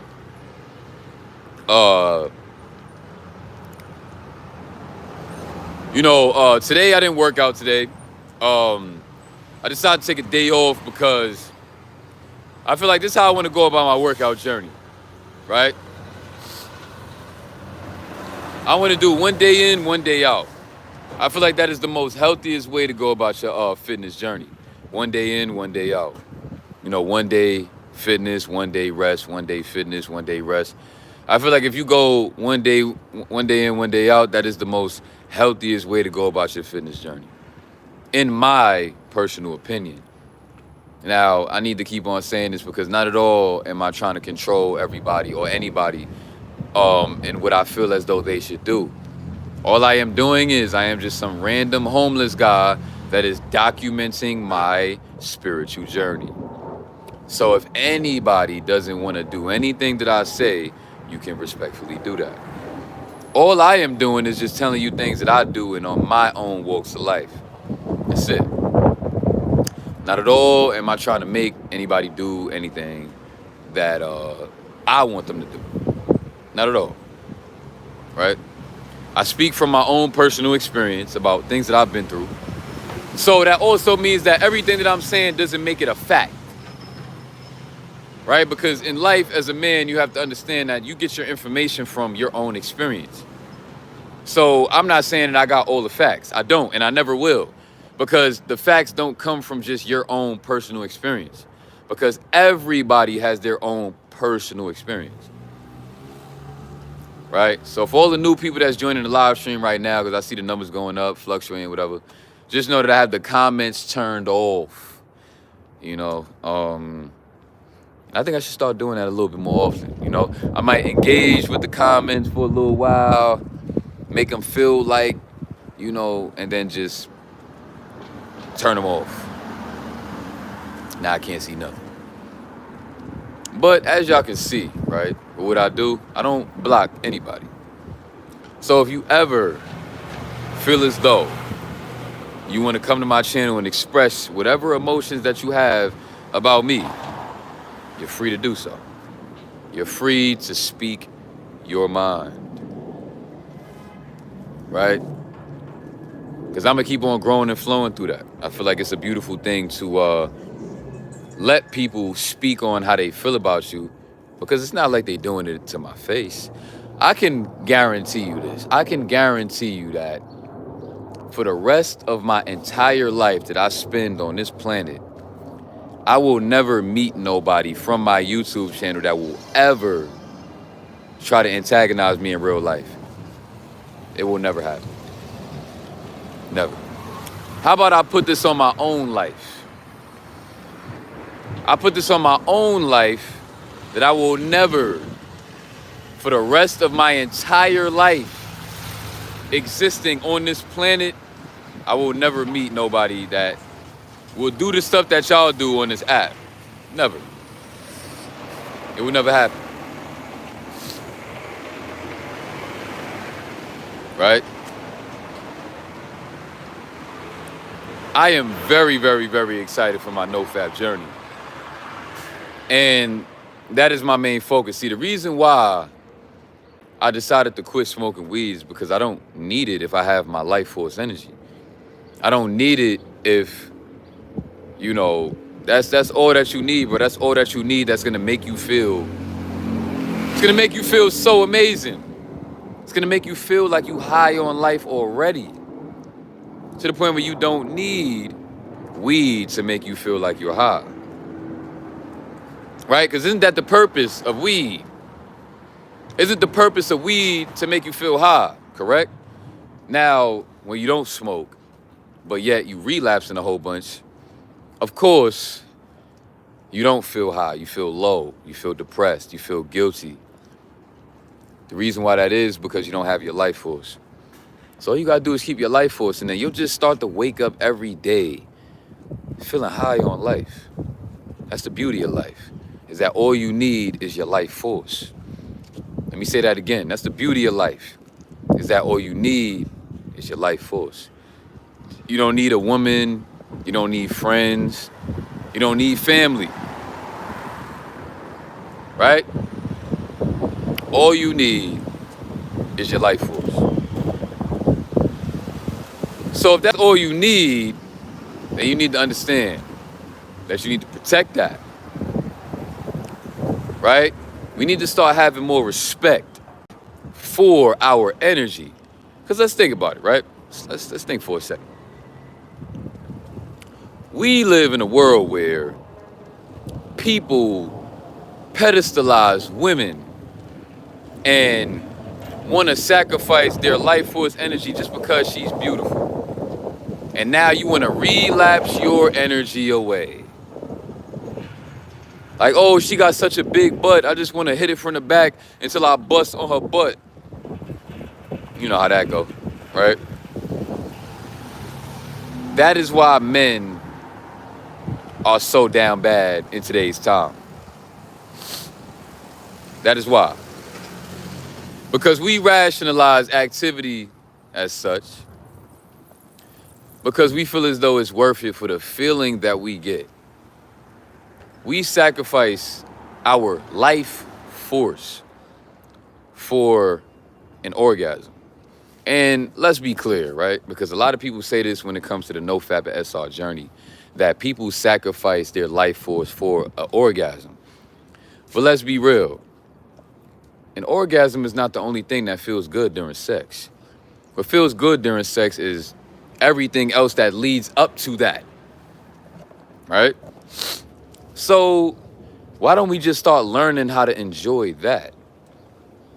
Why don't you just start learning? Because there may be people that don't want to be celibate, or you're not in that space to be celibate, because everybody comes to terms with this sort of journey at different times in their life. Some people may be married already, or some people may be in love already, or you may be weighing out your options because you're ready for a relationship. You may feel as though, right, that you're ready for a relationship. Everybody comes to terms with this journey at different times in their life. So if you're not in that space where you can be celibate, then just understand that you still have to protect that energy. And you should just enjoy every step of the way that leads up to that orgasm without the orgasm happening. Right? I've learned to find enjoyment in making my woman orgasm. That is where my orgasm comes in. I feel like I had an orgasm if I made my girlfriend have an orgasm. That's the type of man that I am. I don't need to bust. I don't. You know what's crazy? You come to realize that men, we have so much responsibility in this world. It's almost like when you really, let's say for all of the people that's really coming up to those terms, right? Where you are understanding that Jesus Christ is Santa Claus. You know why people are afraid to accept that Jesus Christ is Santa Claus? It's because they don't want to take full accountability and responsibility for their life. They want to blame it on the devil. They want to blame it on this and on that, and bro. They don't want to really take that full accountability. See, what I've come to realize when I took Jesus out of my life completely, it made me have to look at myself a lot deeper. Because now I don't have that person to apparently fall back on. I don't have that person to pray to when I'm going through things. Now all I literally got is myself. I'm as much of a lone wolf as you could possibly be at this point in my life. I am the definition of a lone wolf at this point in my life. And I feel very inspired by that because it kind of just makes life a little bit more, you know, like makes me feel a little bit more on, I don't know, I don't want to say on edge, but it just kind of makes it a little bit more thrilling for me to not have Jesus in my life and just to know that all I got is myself and I got to make something happen. I kind of like that. I don't know. I'm the type of guy, I like challenges. I like challenges. And just the challenge of that thought process alone is something that I've always been curious about my whole life. Like, what would it be like to really just X that out of the equation?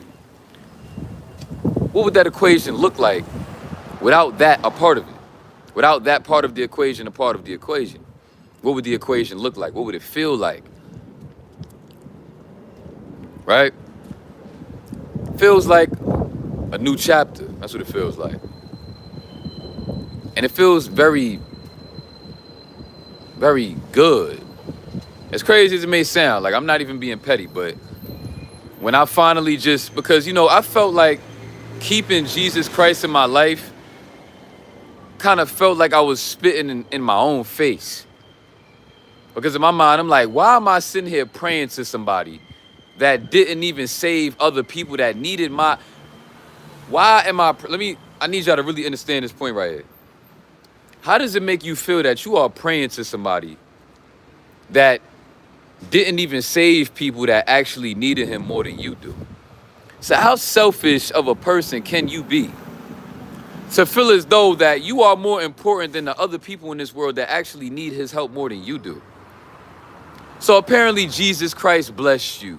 He saved you. What about the starving kids in Africa? Why don't Jesus Christ go save them?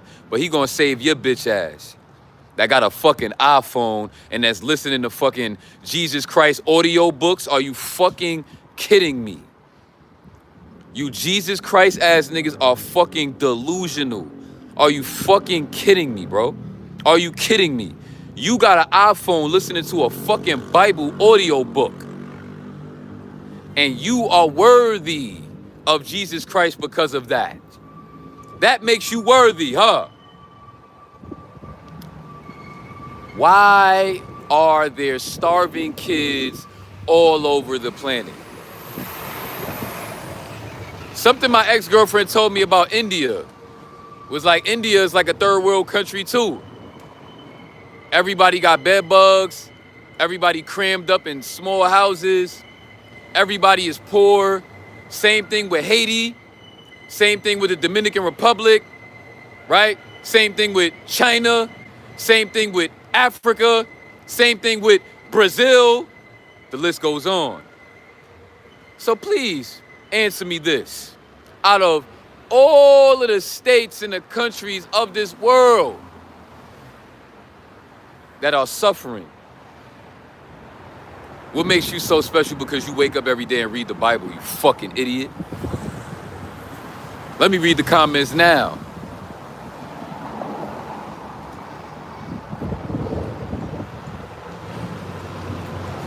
What makes you so special? Answer me that.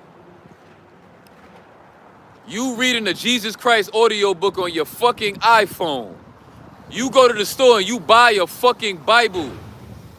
You wake up every morning and you could brush your teeth, wash your face, wash your ass, eat breakfast, lunch, and dinner, have a 9 to 5, wear different clothes. Every day you got different clothes. You get to pay your phone bill. Some days you get to treat yourself and go to the movies. Go hang out with your girlfriend. And Jesus Christ loves you and he bless you. Oh, I thank God. Thank Jesus Christ. Thank you for my blessings, Jesus Christ.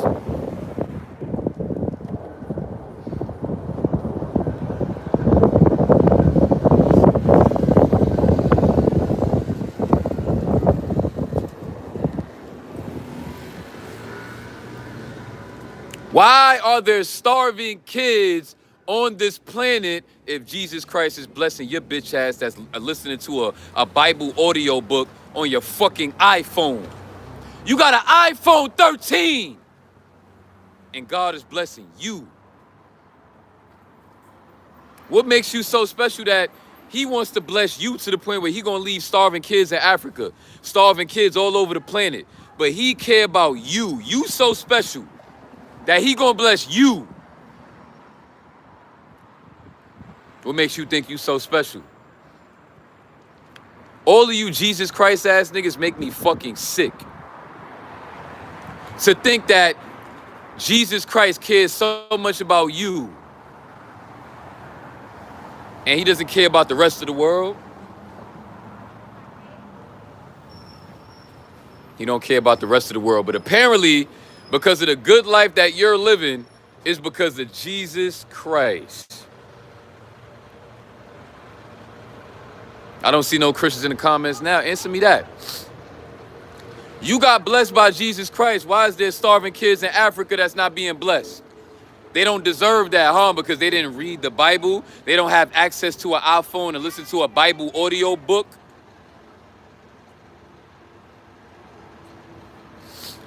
We all face the curses of our forefathers, and those who acknowledge and have faith in Christ will prosper. Fuck you. Fuck you. You fucking bitch, piece of shit, ass motherfucker. To think that Jesus Christ give a fuck about your bitch ass, but there's starving kids all over this fucking planet. Fuck you.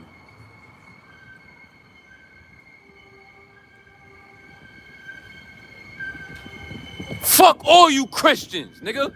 Fuck you. Everybody that's Christian can suck my dick, nigga.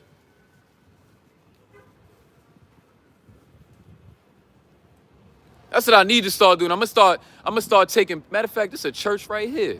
Let me see if this is a Christian church right here. Watch this.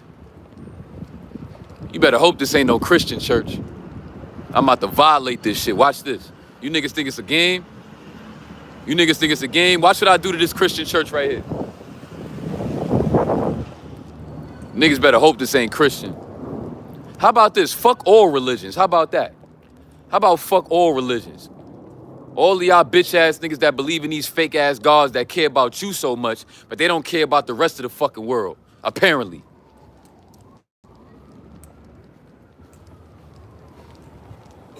What kind of church is this?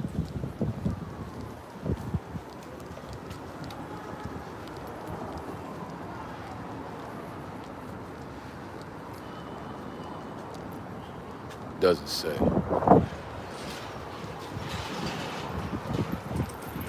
Apparently, you matter more than the rest of the world because you read a Bible.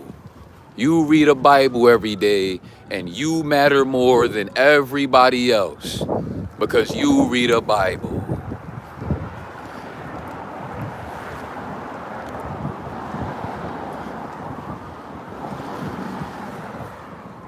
Oh, it doesn't say what kind of church this is. I think it's a closed down church.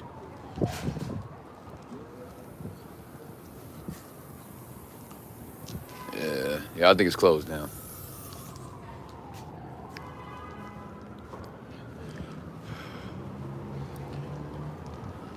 So that's why I'm a lone wolf. Completely a lone wolf. I don't even want God in my life. Let me tell you something, I'm willing to, how about this, Jesus? Whatever love that you have for me, Jesus, I sacrifice that love and I want you to give it to somebody else that need it more than me. How about that, Jesus Christ? Whatever love in your heart that you have for me, Jesus Christ, I want you to take it away and I want you to give it to somebody else that deserves it more than somebody that need it more than me. I don't want it. I don't want it. I don't want it. I don't want your love, Jesus. I want you to go give it to the people that need it. The people that's starving. The people that don't have the luxury I have to have an iPhone in my hand right now. And I got a portable charger for my iPhone. Jesus, I don't want your love. I don't want your love, Jesus. Fuck your love. Because you want to love me, and there's people out here that need your love more than me. I don't want your love, bro. Go give it to somebody else. Go give it to at least one starving kid in Africa and go change his life and go make him a millionaire. Whatever you was about to bless me with, Jesus, go give it away. Go give it to a kid in Africa that's starving, that don't got shit, that his ribs is touching his fucking, bro, you can't even see it. He got no stomach because his stomach is all the way caved in. How about you go look up how them starving kids in Africa look like? I bet you won't do that. Every one of y'all that's Jesus Christ, Savior, Christian and all that, I dare you to go on Google right now and go look up what that starving African kid look like. I dare you. I dare you to go do that. I bet you won't do that. I bet you won't do that because you can't accept that. You can't accept that. You got the nerve to say that you are blessed by Jesus Christ, and you got a starving kid in Africa that he don't even look like he got a stomach, bro. His stomach is gone.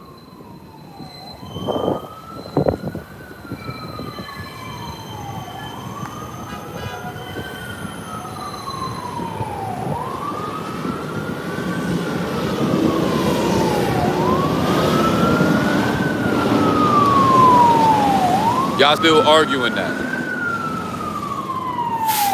You said Jesus is not God.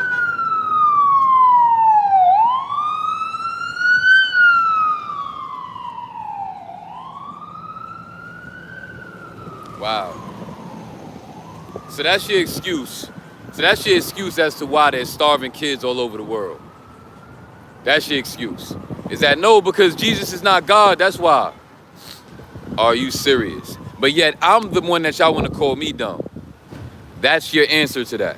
Your answer to the reason why there's starving kids all over the world is that Jesus is not God.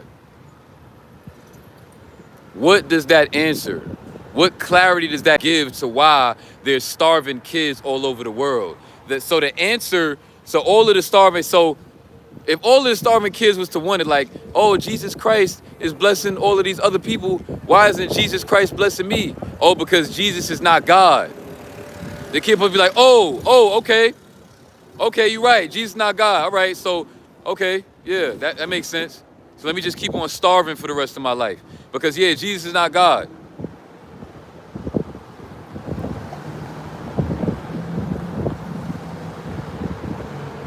That's your answer to that. You said I have no hope at all. We have no hope at all. I don't have hope. You know why I don't have hope in Jesus Christ or God? It's because what makes me think that I'm so special that he would save me and leave everybody else here to starve and die? I don't want to be saved. I don't want to be saved. I'd rather suffer for an innocent little kid that is starving. If I gotta die and go to hell, I'll go. I'll go. Worry about yourself.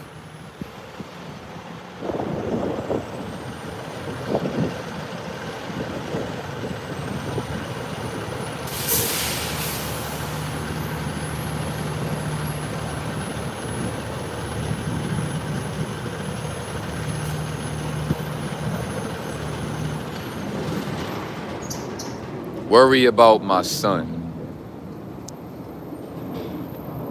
Interesting statements, very interesting statements. Stop talking about the next man.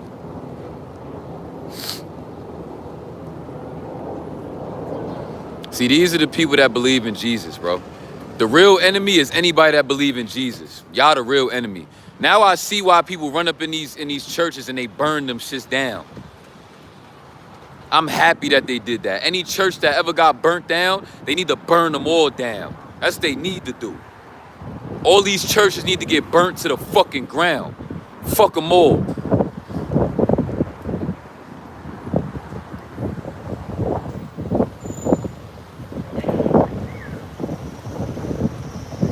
They need to burn all these churches to the ground. All of them. I would never feel bad. I would never feel bad for a Christian church getting burned to the ground ever again. All of y'all bitch ass niggas deserve it because y'all want to sit here and think that y'all so special. Well, there's starving kids all over the world and you over here doing your Holy Ghost dance. Oh my God, I'm feeling the Holy Spirit.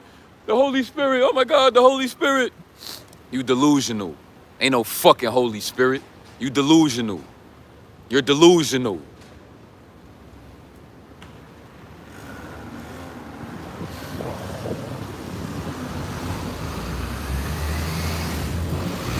This world is sick. This world is sick. You got Christian people in here that don't want to really have a logical conversation about this shit. Y'all just want to troll me. I'm trying to have a logical conversation about this Jesus Christ shit. How does it make you feel to pray to somebody that doesn't care to save people that actually need saving? See, you got food in your stomach. You got access to water, showers. What about the starving kids that don't have that? What about the starving kids that, do you know that there's families, right? Let me take off the comments. I got to get back focused. What about the families, right? Did y'all know that a lot of these site stars, you know, these people know to go to like less fortunate countries. You know your favorite site star that's from Venezuela, or your favorite site star that's from Brazil.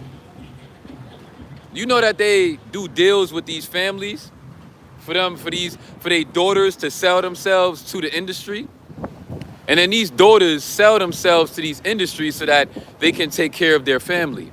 Where was Jesus at to save that woman from sacrificing her body to save her family, to make sure that her family can eat?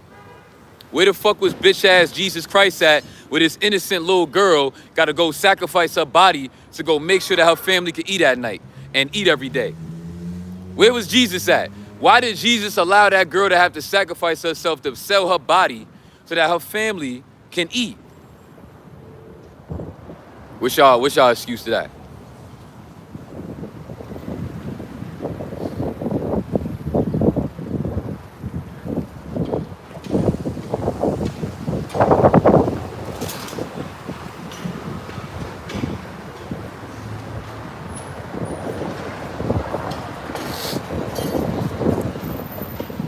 I'm not worried about my son right now, bro. I got bigger fish to fry. My son is one person that is doing okay without me. My son don't even need me, bro. He don't need me right now. He got his mother. He got family members that's gonna take care of him. He don't need me, bro. I'm just some homeless nigga out here. I can't even really do shit for my son. Stop asking me about my son. I cannot do nothing for him. Nobody's gonna let me anyway. He don't need me, bro. He got family. He got other like male family members. He don't need me, bro. I already tried to be in his life. Nobody wants me to be in his life. So I'm not gonna keep on trying to chase that shit around, bro. So stop asking me about my son every time I'm trying to talk about some other shit. I'm talking about starving kids all over the world, and you asking me about my son. Y'all niggas is petty, bro. Y'all niggas is petty. You said Jesus loves me. Tell Jesus I said suck my dick. I don't want his love.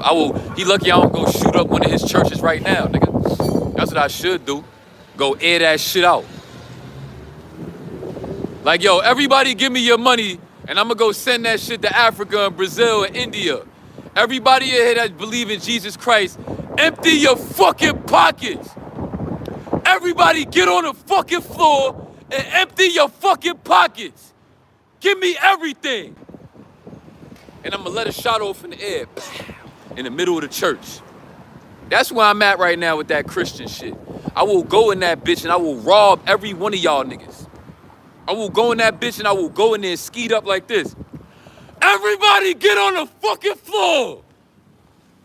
And if you fucking move, you gonna fucking die. Get on the fucking ground.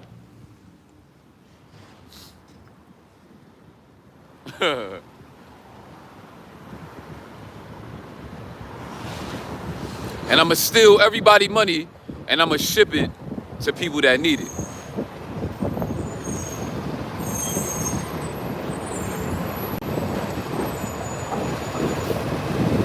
That's what I'ma do. Right? You know those churches, right? That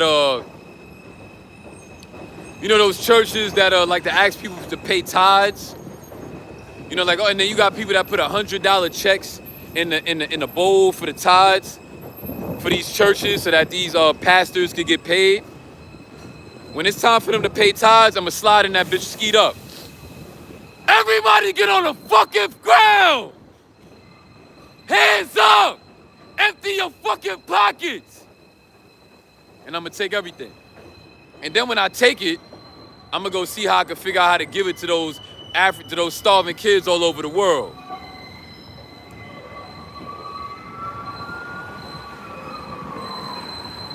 That's what I do. I would rob every single one of these churches and I would go give it to the starving kids that need it. The starving kids that don't even have access to a Bible to believe in God. How about this? How would you feel to have to read a Bible if your stomach is touching? Would you read a Bible and try to build a relationship with God if your stomach was touching? Or the only reason why y'all bitch ass niggas read that Bible is because you ate dinner tonight. You woke up this morning, you brushed your teeth, you took a shower, you ate your breakfast, and then you read the Bible. And then you read the Bible. Would you read the Bible if you haven't eaten for the past week? How about that? All of y'all niggas believe in Jesus Christ, right? Would you read a Bible if you haven't eaten in a month? 30 days without no food, no water, because you're starving and you have nothing. Would you read the Bible? Everybody that says they will, you're cap. Would you read the Bible? No, you wouldn't. You would be thinking about who the fuck I gotta go rob to go put some money in my pocket. And I'm gonna worry about Jesus bitch ass later. But I'm gonna go rob somebody to go give me some fucking food first. Because praying to that bitch ass nigga is not gonna put no fucking food in my stomach. So I gotta go rob somebody. That's what you'll do. Trust me, desperate times call for desperate measures. Believe me. Believe me. Believe me. Desperate times call for desperate measures. Believe that.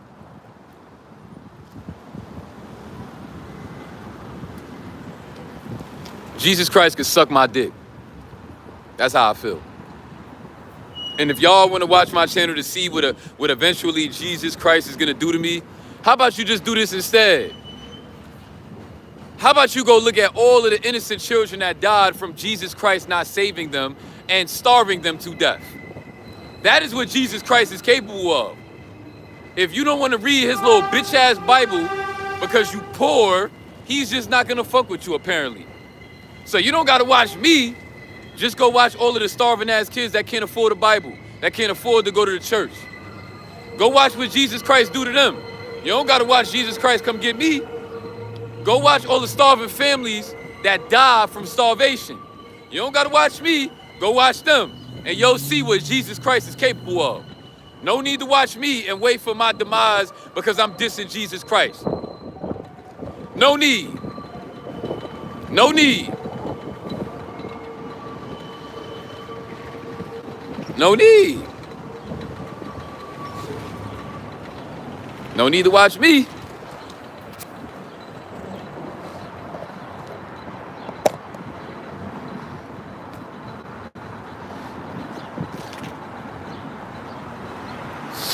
That's what I'm gonna do. So all y'all Jesus Christ believing ass niggas, y'all better watch y'all back. Because if I'm feeling froggy one day, how about this? If I was to ever be down bad and broke, I'm going to go rob a church. That's exactly what I'm gonna do.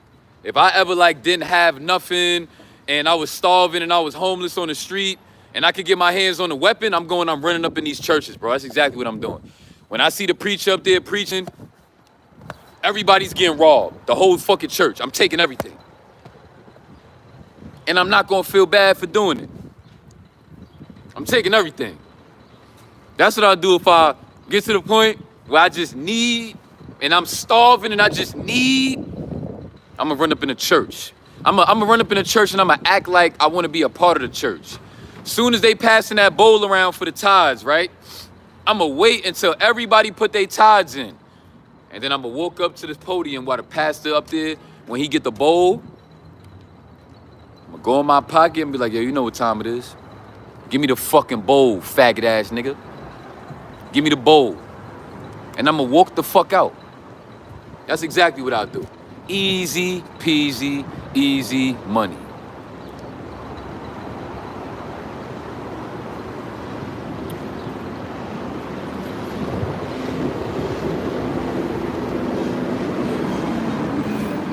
That's what I'll do. He said, y'all support this. How about you stop worrying about everybody else and just worry about yourself, right? If you don't support this, why are you here? That's the real question. Don't worry about everybody else. Why you being a follower? Why don't you just make your own choices for yourself and just get off my dick? You faggot ass nigga. Just get off my dick.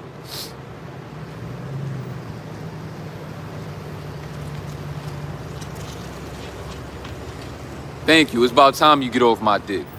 Pieces. Well, as you put the emoji, peace out, faggot. Get the fuck off my dick. Fucking faggot ass niggas that be watching niggas channel. Oh, do you support this? Why you worried about who support this and who don't? Nigga, worry about yourself, nigga. That's the problem with you niggas.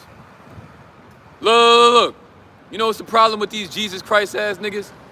Y'all got so much time on y'all hands. Y'all get to sit around, believe in Jesus, pray when y'all want to pray, ask for forgiveness, eat your little bitch ass dinners and lunches and breakfasts, and then you get to lay around on your iPhone trolling people all day. You expect me to take that Jesus Christ shit serious when this is what y'all niggas that believe in Jesus Christ do? You get to lay around, oh, I'm gonna read the Bible later. Let me just go troll some random guy on the internet. Because I got an iPhone and I believe in God and he's gonna forgive me and love me anyway. Yeah, that makes a lot of sense that you think that you that important.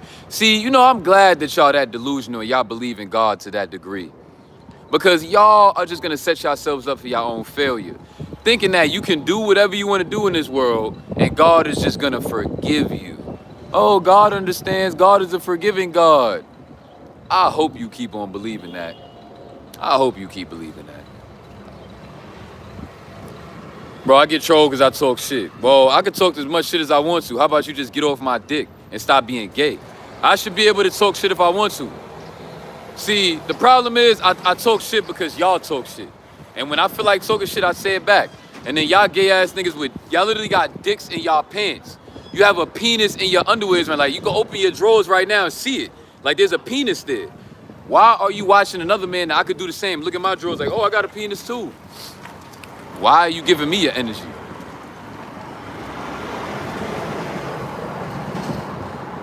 Ask yourself that question. He said, that's 100 though. Thank you. Look in your drawers right now. There's a penis right there. Look at my drawers. I got a penis too when I look at my drawers. Why are we arguing with each other? Why are you trying to argue with me? I have a penis.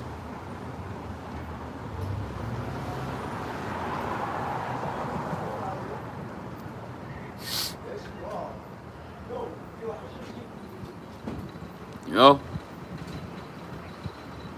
I'm a very passionate person and I speak my fucking mind unapologetically.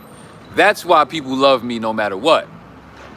See, people can try to cancel me all they want to, but people know that they can always come back to my channel and get the rawest content that they'll probably ever see.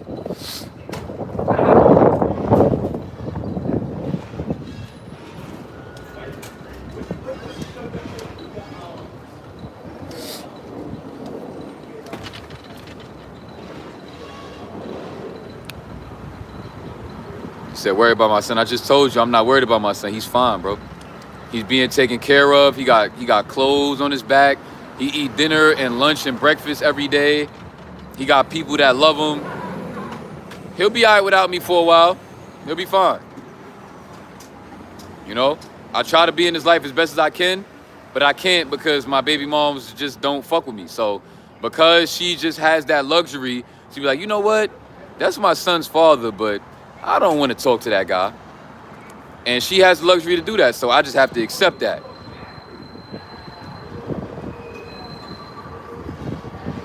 I just have to respect that. My diet is going amazing. Amazing. Best I've ever felt in my life every single day. Because I'm starting to respect myself as a God body. And what I mean by God body is not that, I don't know, the other meaning of it, like that religious meaning of being God body. I'm just respecting myself as my own God. I am my own God. And I control what happens to me. Meaning, if I come outside with an attitude, I'm going to get myself in trouble. If I decide to eat bullshit, I'm gonna die from cancer. If I decide to smoke every day, I'm gonna die from lung cancer. If I drink soda and eat candy every day, I'm gonna lose my teeth. If I decide to come outside with a bad mentality, I'm gonna attract bullshit. We control our fate. We are our own gods. So if you don't agree with me on that, that is perfectly fine. You don't have to agree, you don't have to watch. But that is the next chapter of my life. I am treating myself like I am my own God.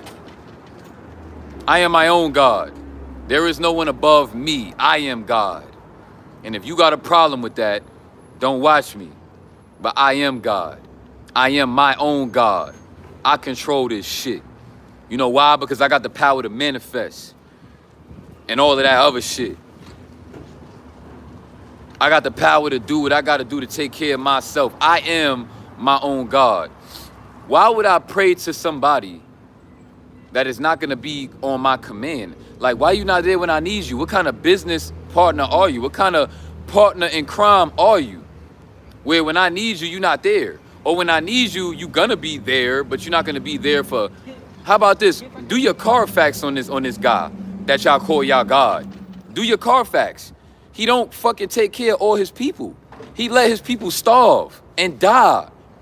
Why the fuck would I want to work with somebody like that when I only got one life to live and I'm about to sacrifice my one life to live to go fuck with a nigga like that? No, nigga, you do that. I'm not doing that. That nigga do not take care of all his people.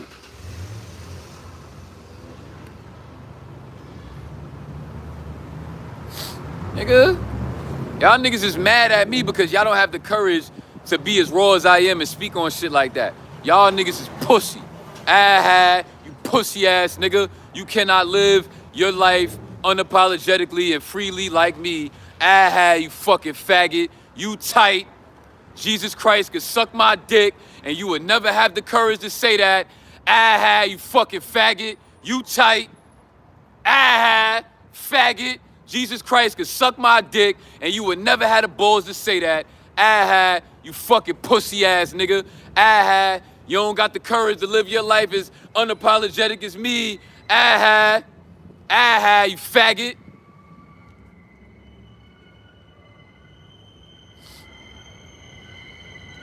You niggas is mad.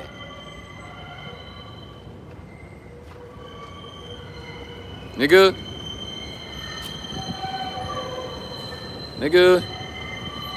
It's niggas out here that deserve families, and there's people out here that don't deserve families and they have them. How about that? There's people out here that don't deserve money and they have it. There's people out here that deserve money and they don't have it. How about that? Why is it that it's a known fact that the good die young? And Jesus Christ let that shit happen. Why do the good die young? Man, I'm done talking about this bullshit ass nigga Jesus, bro. I'm done. I don't got nothing more to say about that. I'm done. I'm done talking about that. I'll save that for another video, and I'm gonna make the video titled, Why Jesus Christ is Santa Claus. I'll do that video another time, where we can talk a little bit more about this. Say, Coach, you got a funny face. Okay. Good to know.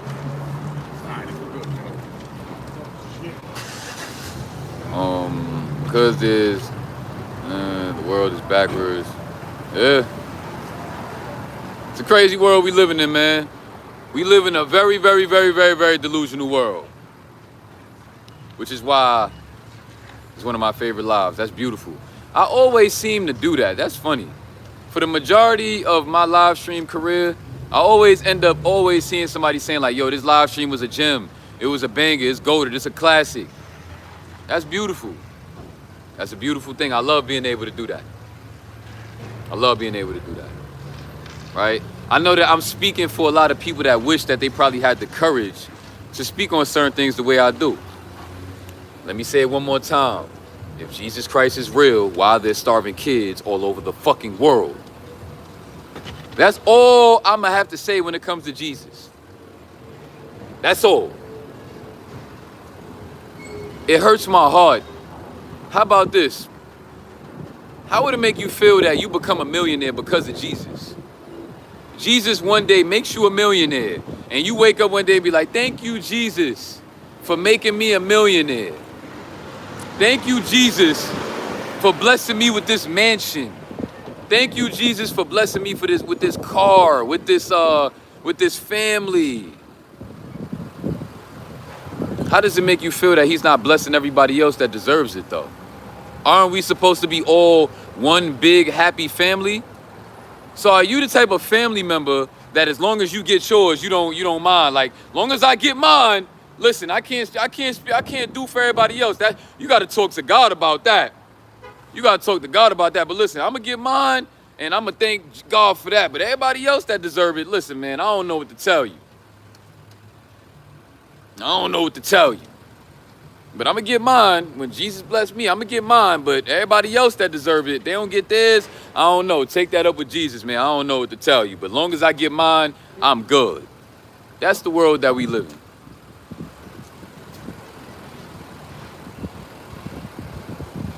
All the donos I got was by the Spirit of God. No, it wasn't.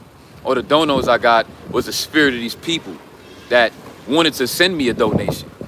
That had nothing to do with God. That had to do with these people that wanted to do that themselves. That was their choice. God didn't have nothing to do with that. I don't blame God for nothing no more. Because if we gonna blame God for the good, then we also gotta blame God for the bad, right? Why do y'all niggas fail to realize that God is the cause of a lot of people's demise, nigga? Why is God gonna bless me when there's starving kids all over the fucking world? Answer me that. You think I want a fucking blessing from that nigga? When he gonna let other motherfuckers starve and die? But you think I want a blessing from that nigga? Tell that nigga to suck my dick. Tell Jesus I said suck my dick. That's how I feel about that. Go fucking feed them starving ass kids all over the fucking world. And don't bless me, nigga. Suck my dick. That's how I feel, nigga. And I'm standing on that. You bitch had to get mad all you want to. Oh, Jesus did. Oh, Jesus died. Fuck that nigga.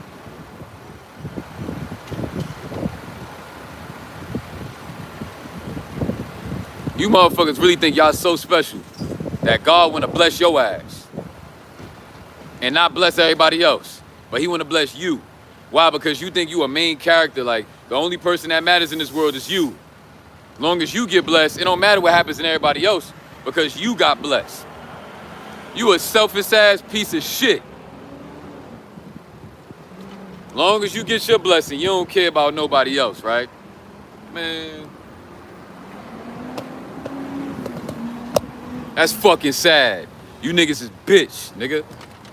Bitch ass niggas.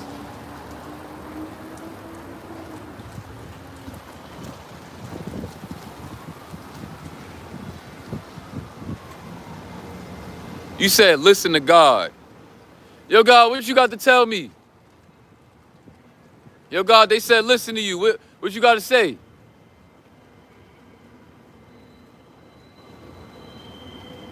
Yo, God, suck my dick. What you got to say about that? Yo, God, you a bitch.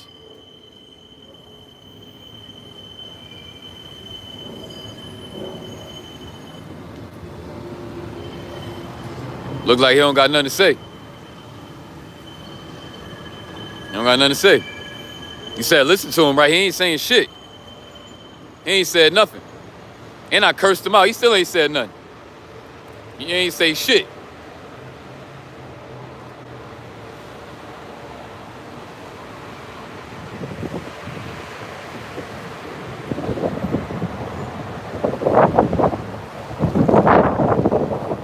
I need y'all to know something, man.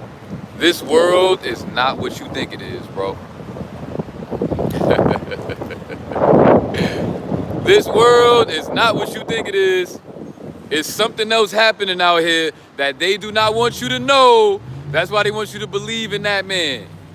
Because they don't want you to know that this planet that we living in, and this universe that we living on, and this galaxy that we living in, bro, we are living in the middle of a galaxy that is filled with millions of planets.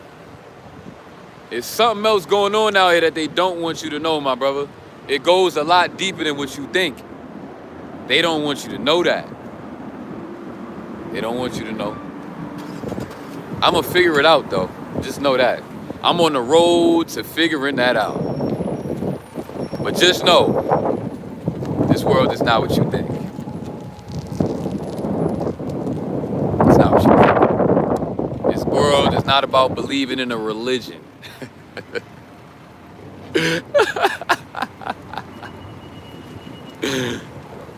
Yeah. This world is not about believing in a religion, my God. It's time for y'all to wake up. Wakey, wakey. You said dissing Jesus is one thing, dissing God, now you're gonna pay. Yo, God, suck my dick. Yo. Why don't you just stop watching my channel instead of trying to tell me what's gonna happen to me? Do it look like I care? Do it look like I care? And it's funny that you feel like you have to warn me about that. That's how you know this shit is fake. Why do you feel like you gotta warn me about something happening? Like, yo, be careful, something gonna happen to you. What about that something already happened to me? I've been abused my whole life by a grown man and my mom let him do it. Then she kicked me out and I became homeless. Then I had a kid and my baby moms took him away. What more can God do to me? Oh, let me guess. If I walk down the street tomorrow and I trip and fall, that was God. Right? If something, anything, if I go to the store and I buy a juice and it was expired, that was God. If, I don't know, just any random thing that happens, y'all just gonna blame that, oh, that's God because this. So what about the good people that do believe in God? Why do they still go through hell too? Why is it that somebody like me can curse God? Something apparently is gonna happen to me. But what about the good people on this planet that don't curse God, but they still get cursed? Answer me that!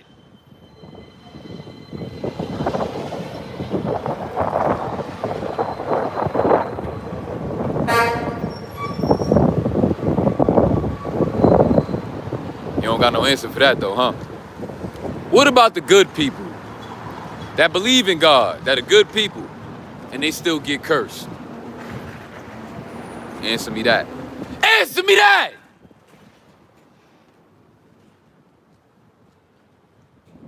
Answer me that.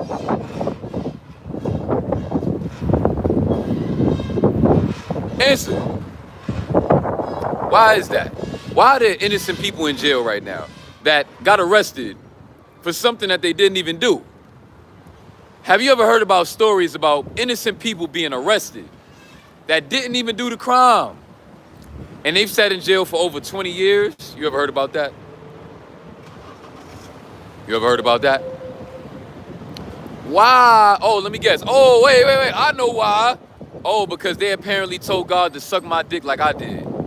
So they got charged with something that they didn't do.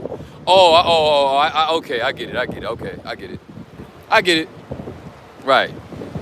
So, so I see what you're saying now. Okay, so anytime anything bad happens to anybody, they apparently cursed God.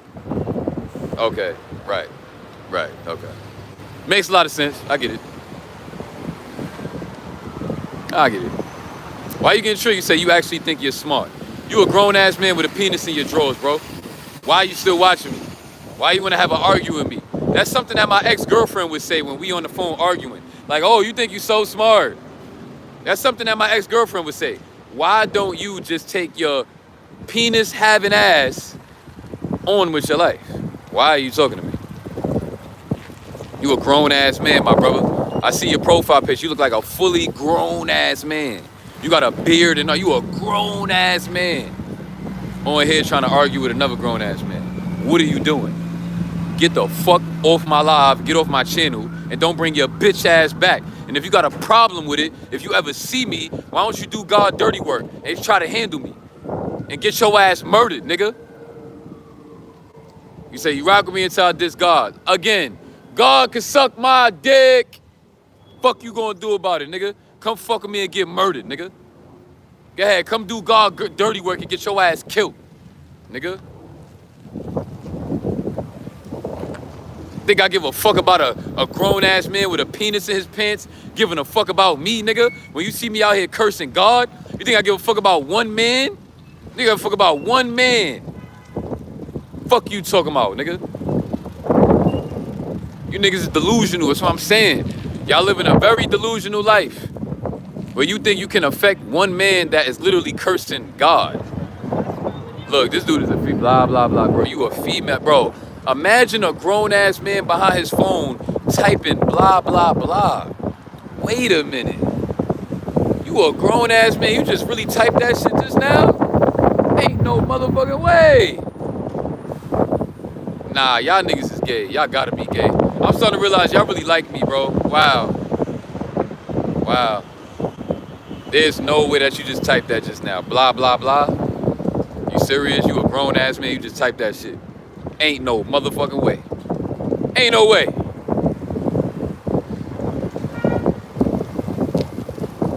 Santa Claus is coming to town. Santa Claus is coming to town. He knows when you are sleeping. He knows when you're awake. He knows when you've been bad or good. So be good for goodness sake.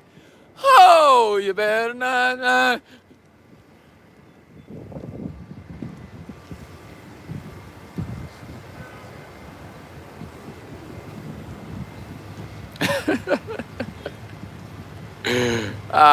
Y'all niggas is mad that I feel free in my spirit. I can say what I want to say, live my life unapologetically, and y'all niggas don't have the courage. Oh, you better not shout, you better not cry, you better not shout, I'm telling you why. Jesus Christ is coming to town.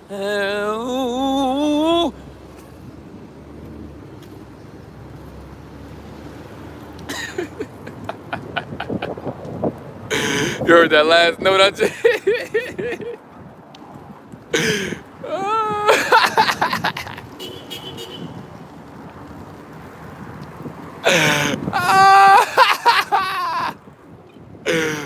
Yo.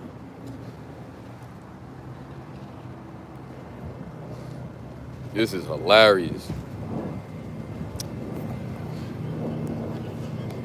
I was gonna stay on live stream until like 1 p.m. just to see if the trolls was gonna say. Few of them left, but the most of them stood. So hopefully they really took that message in and just really understood. So let me guess what, now when I go live, y'all gonna be throwing y'all holy water at me? Cause I'm a devil? Why don't y'all be doing that? Matter of fact, I'm not even gonna be throwing niggas under the bus no more. I'm not doing that. If y'all niggas are too dumb enough to see what's really happening on this internet shit, I'm not about to be throwing niggas under the bus no more. I'm not doing that. I'm not about to cock block niggas' business. I'm not about to do that like, yo, why y'all coming at me? But look at this guy over there, he doing this. I'm not cock blocking niggas no more. So if y'all niggas wanna attack me, go ahead. But I'm not cock blocking niggas' business no more. I'ma let niggas get their business. I'ma let them niggas finesse y'all niggas. I'm not exposing nobody. I'ma let them finesse your dumb ass. I'm not gonna cock block niggas no more. Be like, yo, what about them? Why you coming at me? What about? No. Go ahead, attack me, you dumb motherfucker. Go ahead. Go ahead, attack me, you dumb ass. Go ahead, let these other niggas finesse your dumb ass. Go ahead, let them do it. I'm not cock blocking niggas no more. Jesus Christ is coming to town. He knows when you are sleeping. He knows when you're awake. He knows when you've been bad or good. So be good for goodness sake. Oh, you better not.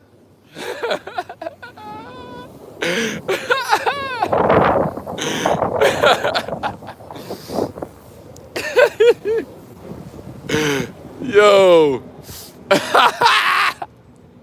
And mind you, I'm completely sober. I'm completely sober. I did not smoke one blunt today. So just know, I am completely sober right now. And I got that energy. Right? This is the least I could do to Jesus is fucking troll him. You know why? Because I feel like Jesus is trolling people by sitting back in his kingdom. Why? Because you sacrificed your life for our sins? So because you died, bro, help me make this make sense.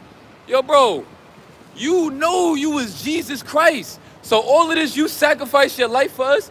Nigga, duh, you knew you wasn't gonna fucking die. You knew that. You knew that them niggas could violate you all they want to because you are fucking Jesus and you can't die, nigga. You knew that. Yo, bro, y'all niggas are so dumb.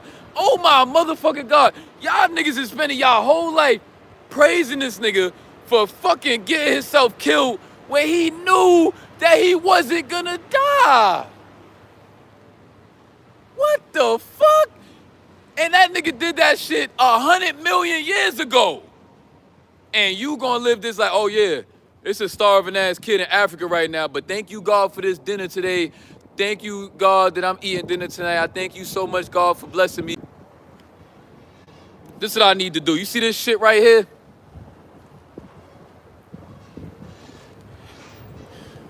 You know what this stuff is for, right?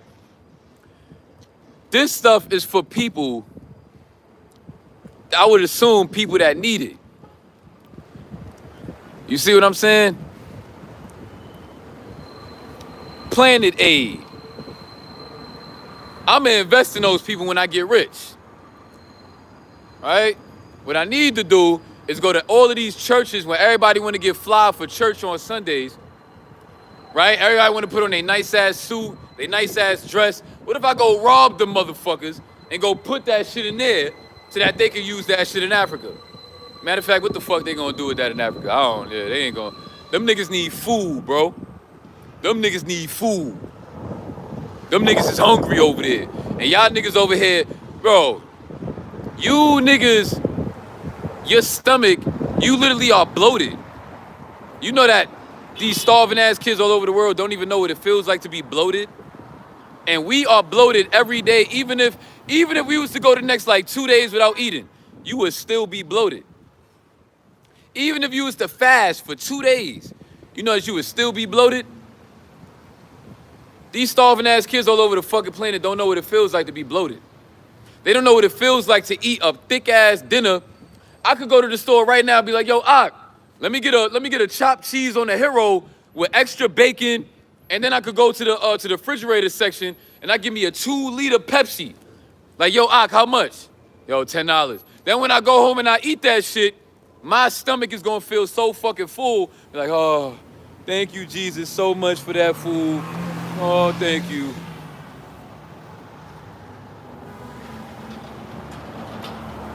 You niggas don't feel sick like sick motherfuckers?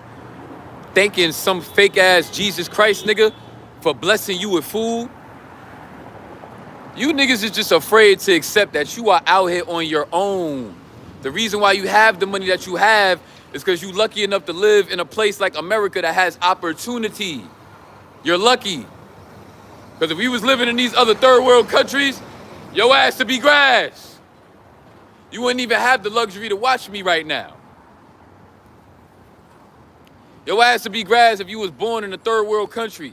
You better be glad that you was born in the country that you was born in. Whether it be America, the UK, Canada, right?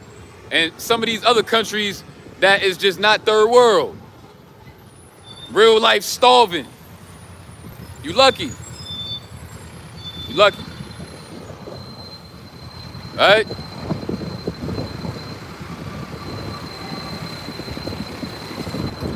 So I'm about to go on with my day. I'm gonna try, tomorrow I might wake up early again tomorrow, matter of fact, and I'm gonna do my workout stream tomorrow, early in the morning. I'm gonna see what the weather gonna be like and everything like that, and I'm gonna do a workout stream. I'm gonna do a workout stream tomorrow, like 4 a.m., 5 a.m., around that time. We gonna work out. So yeah, the next chapter for me, man, is I am God. I am the God of my own universe. And as long as I got the law of attraction on my side and I focus on the law of attraction, I'm gonna be all right out here. No matter what y'all say about me, about y'all belief systems, about, oh, you don't believe in God and Jesus, this gonna happen to you, that. As long as I do what I gotta do with the law of attraction and I focus on being my own God, I'm gonna be all right out here. So with that, I'm out. Santa Claus is coming to town. Jesus Christ is coming to town.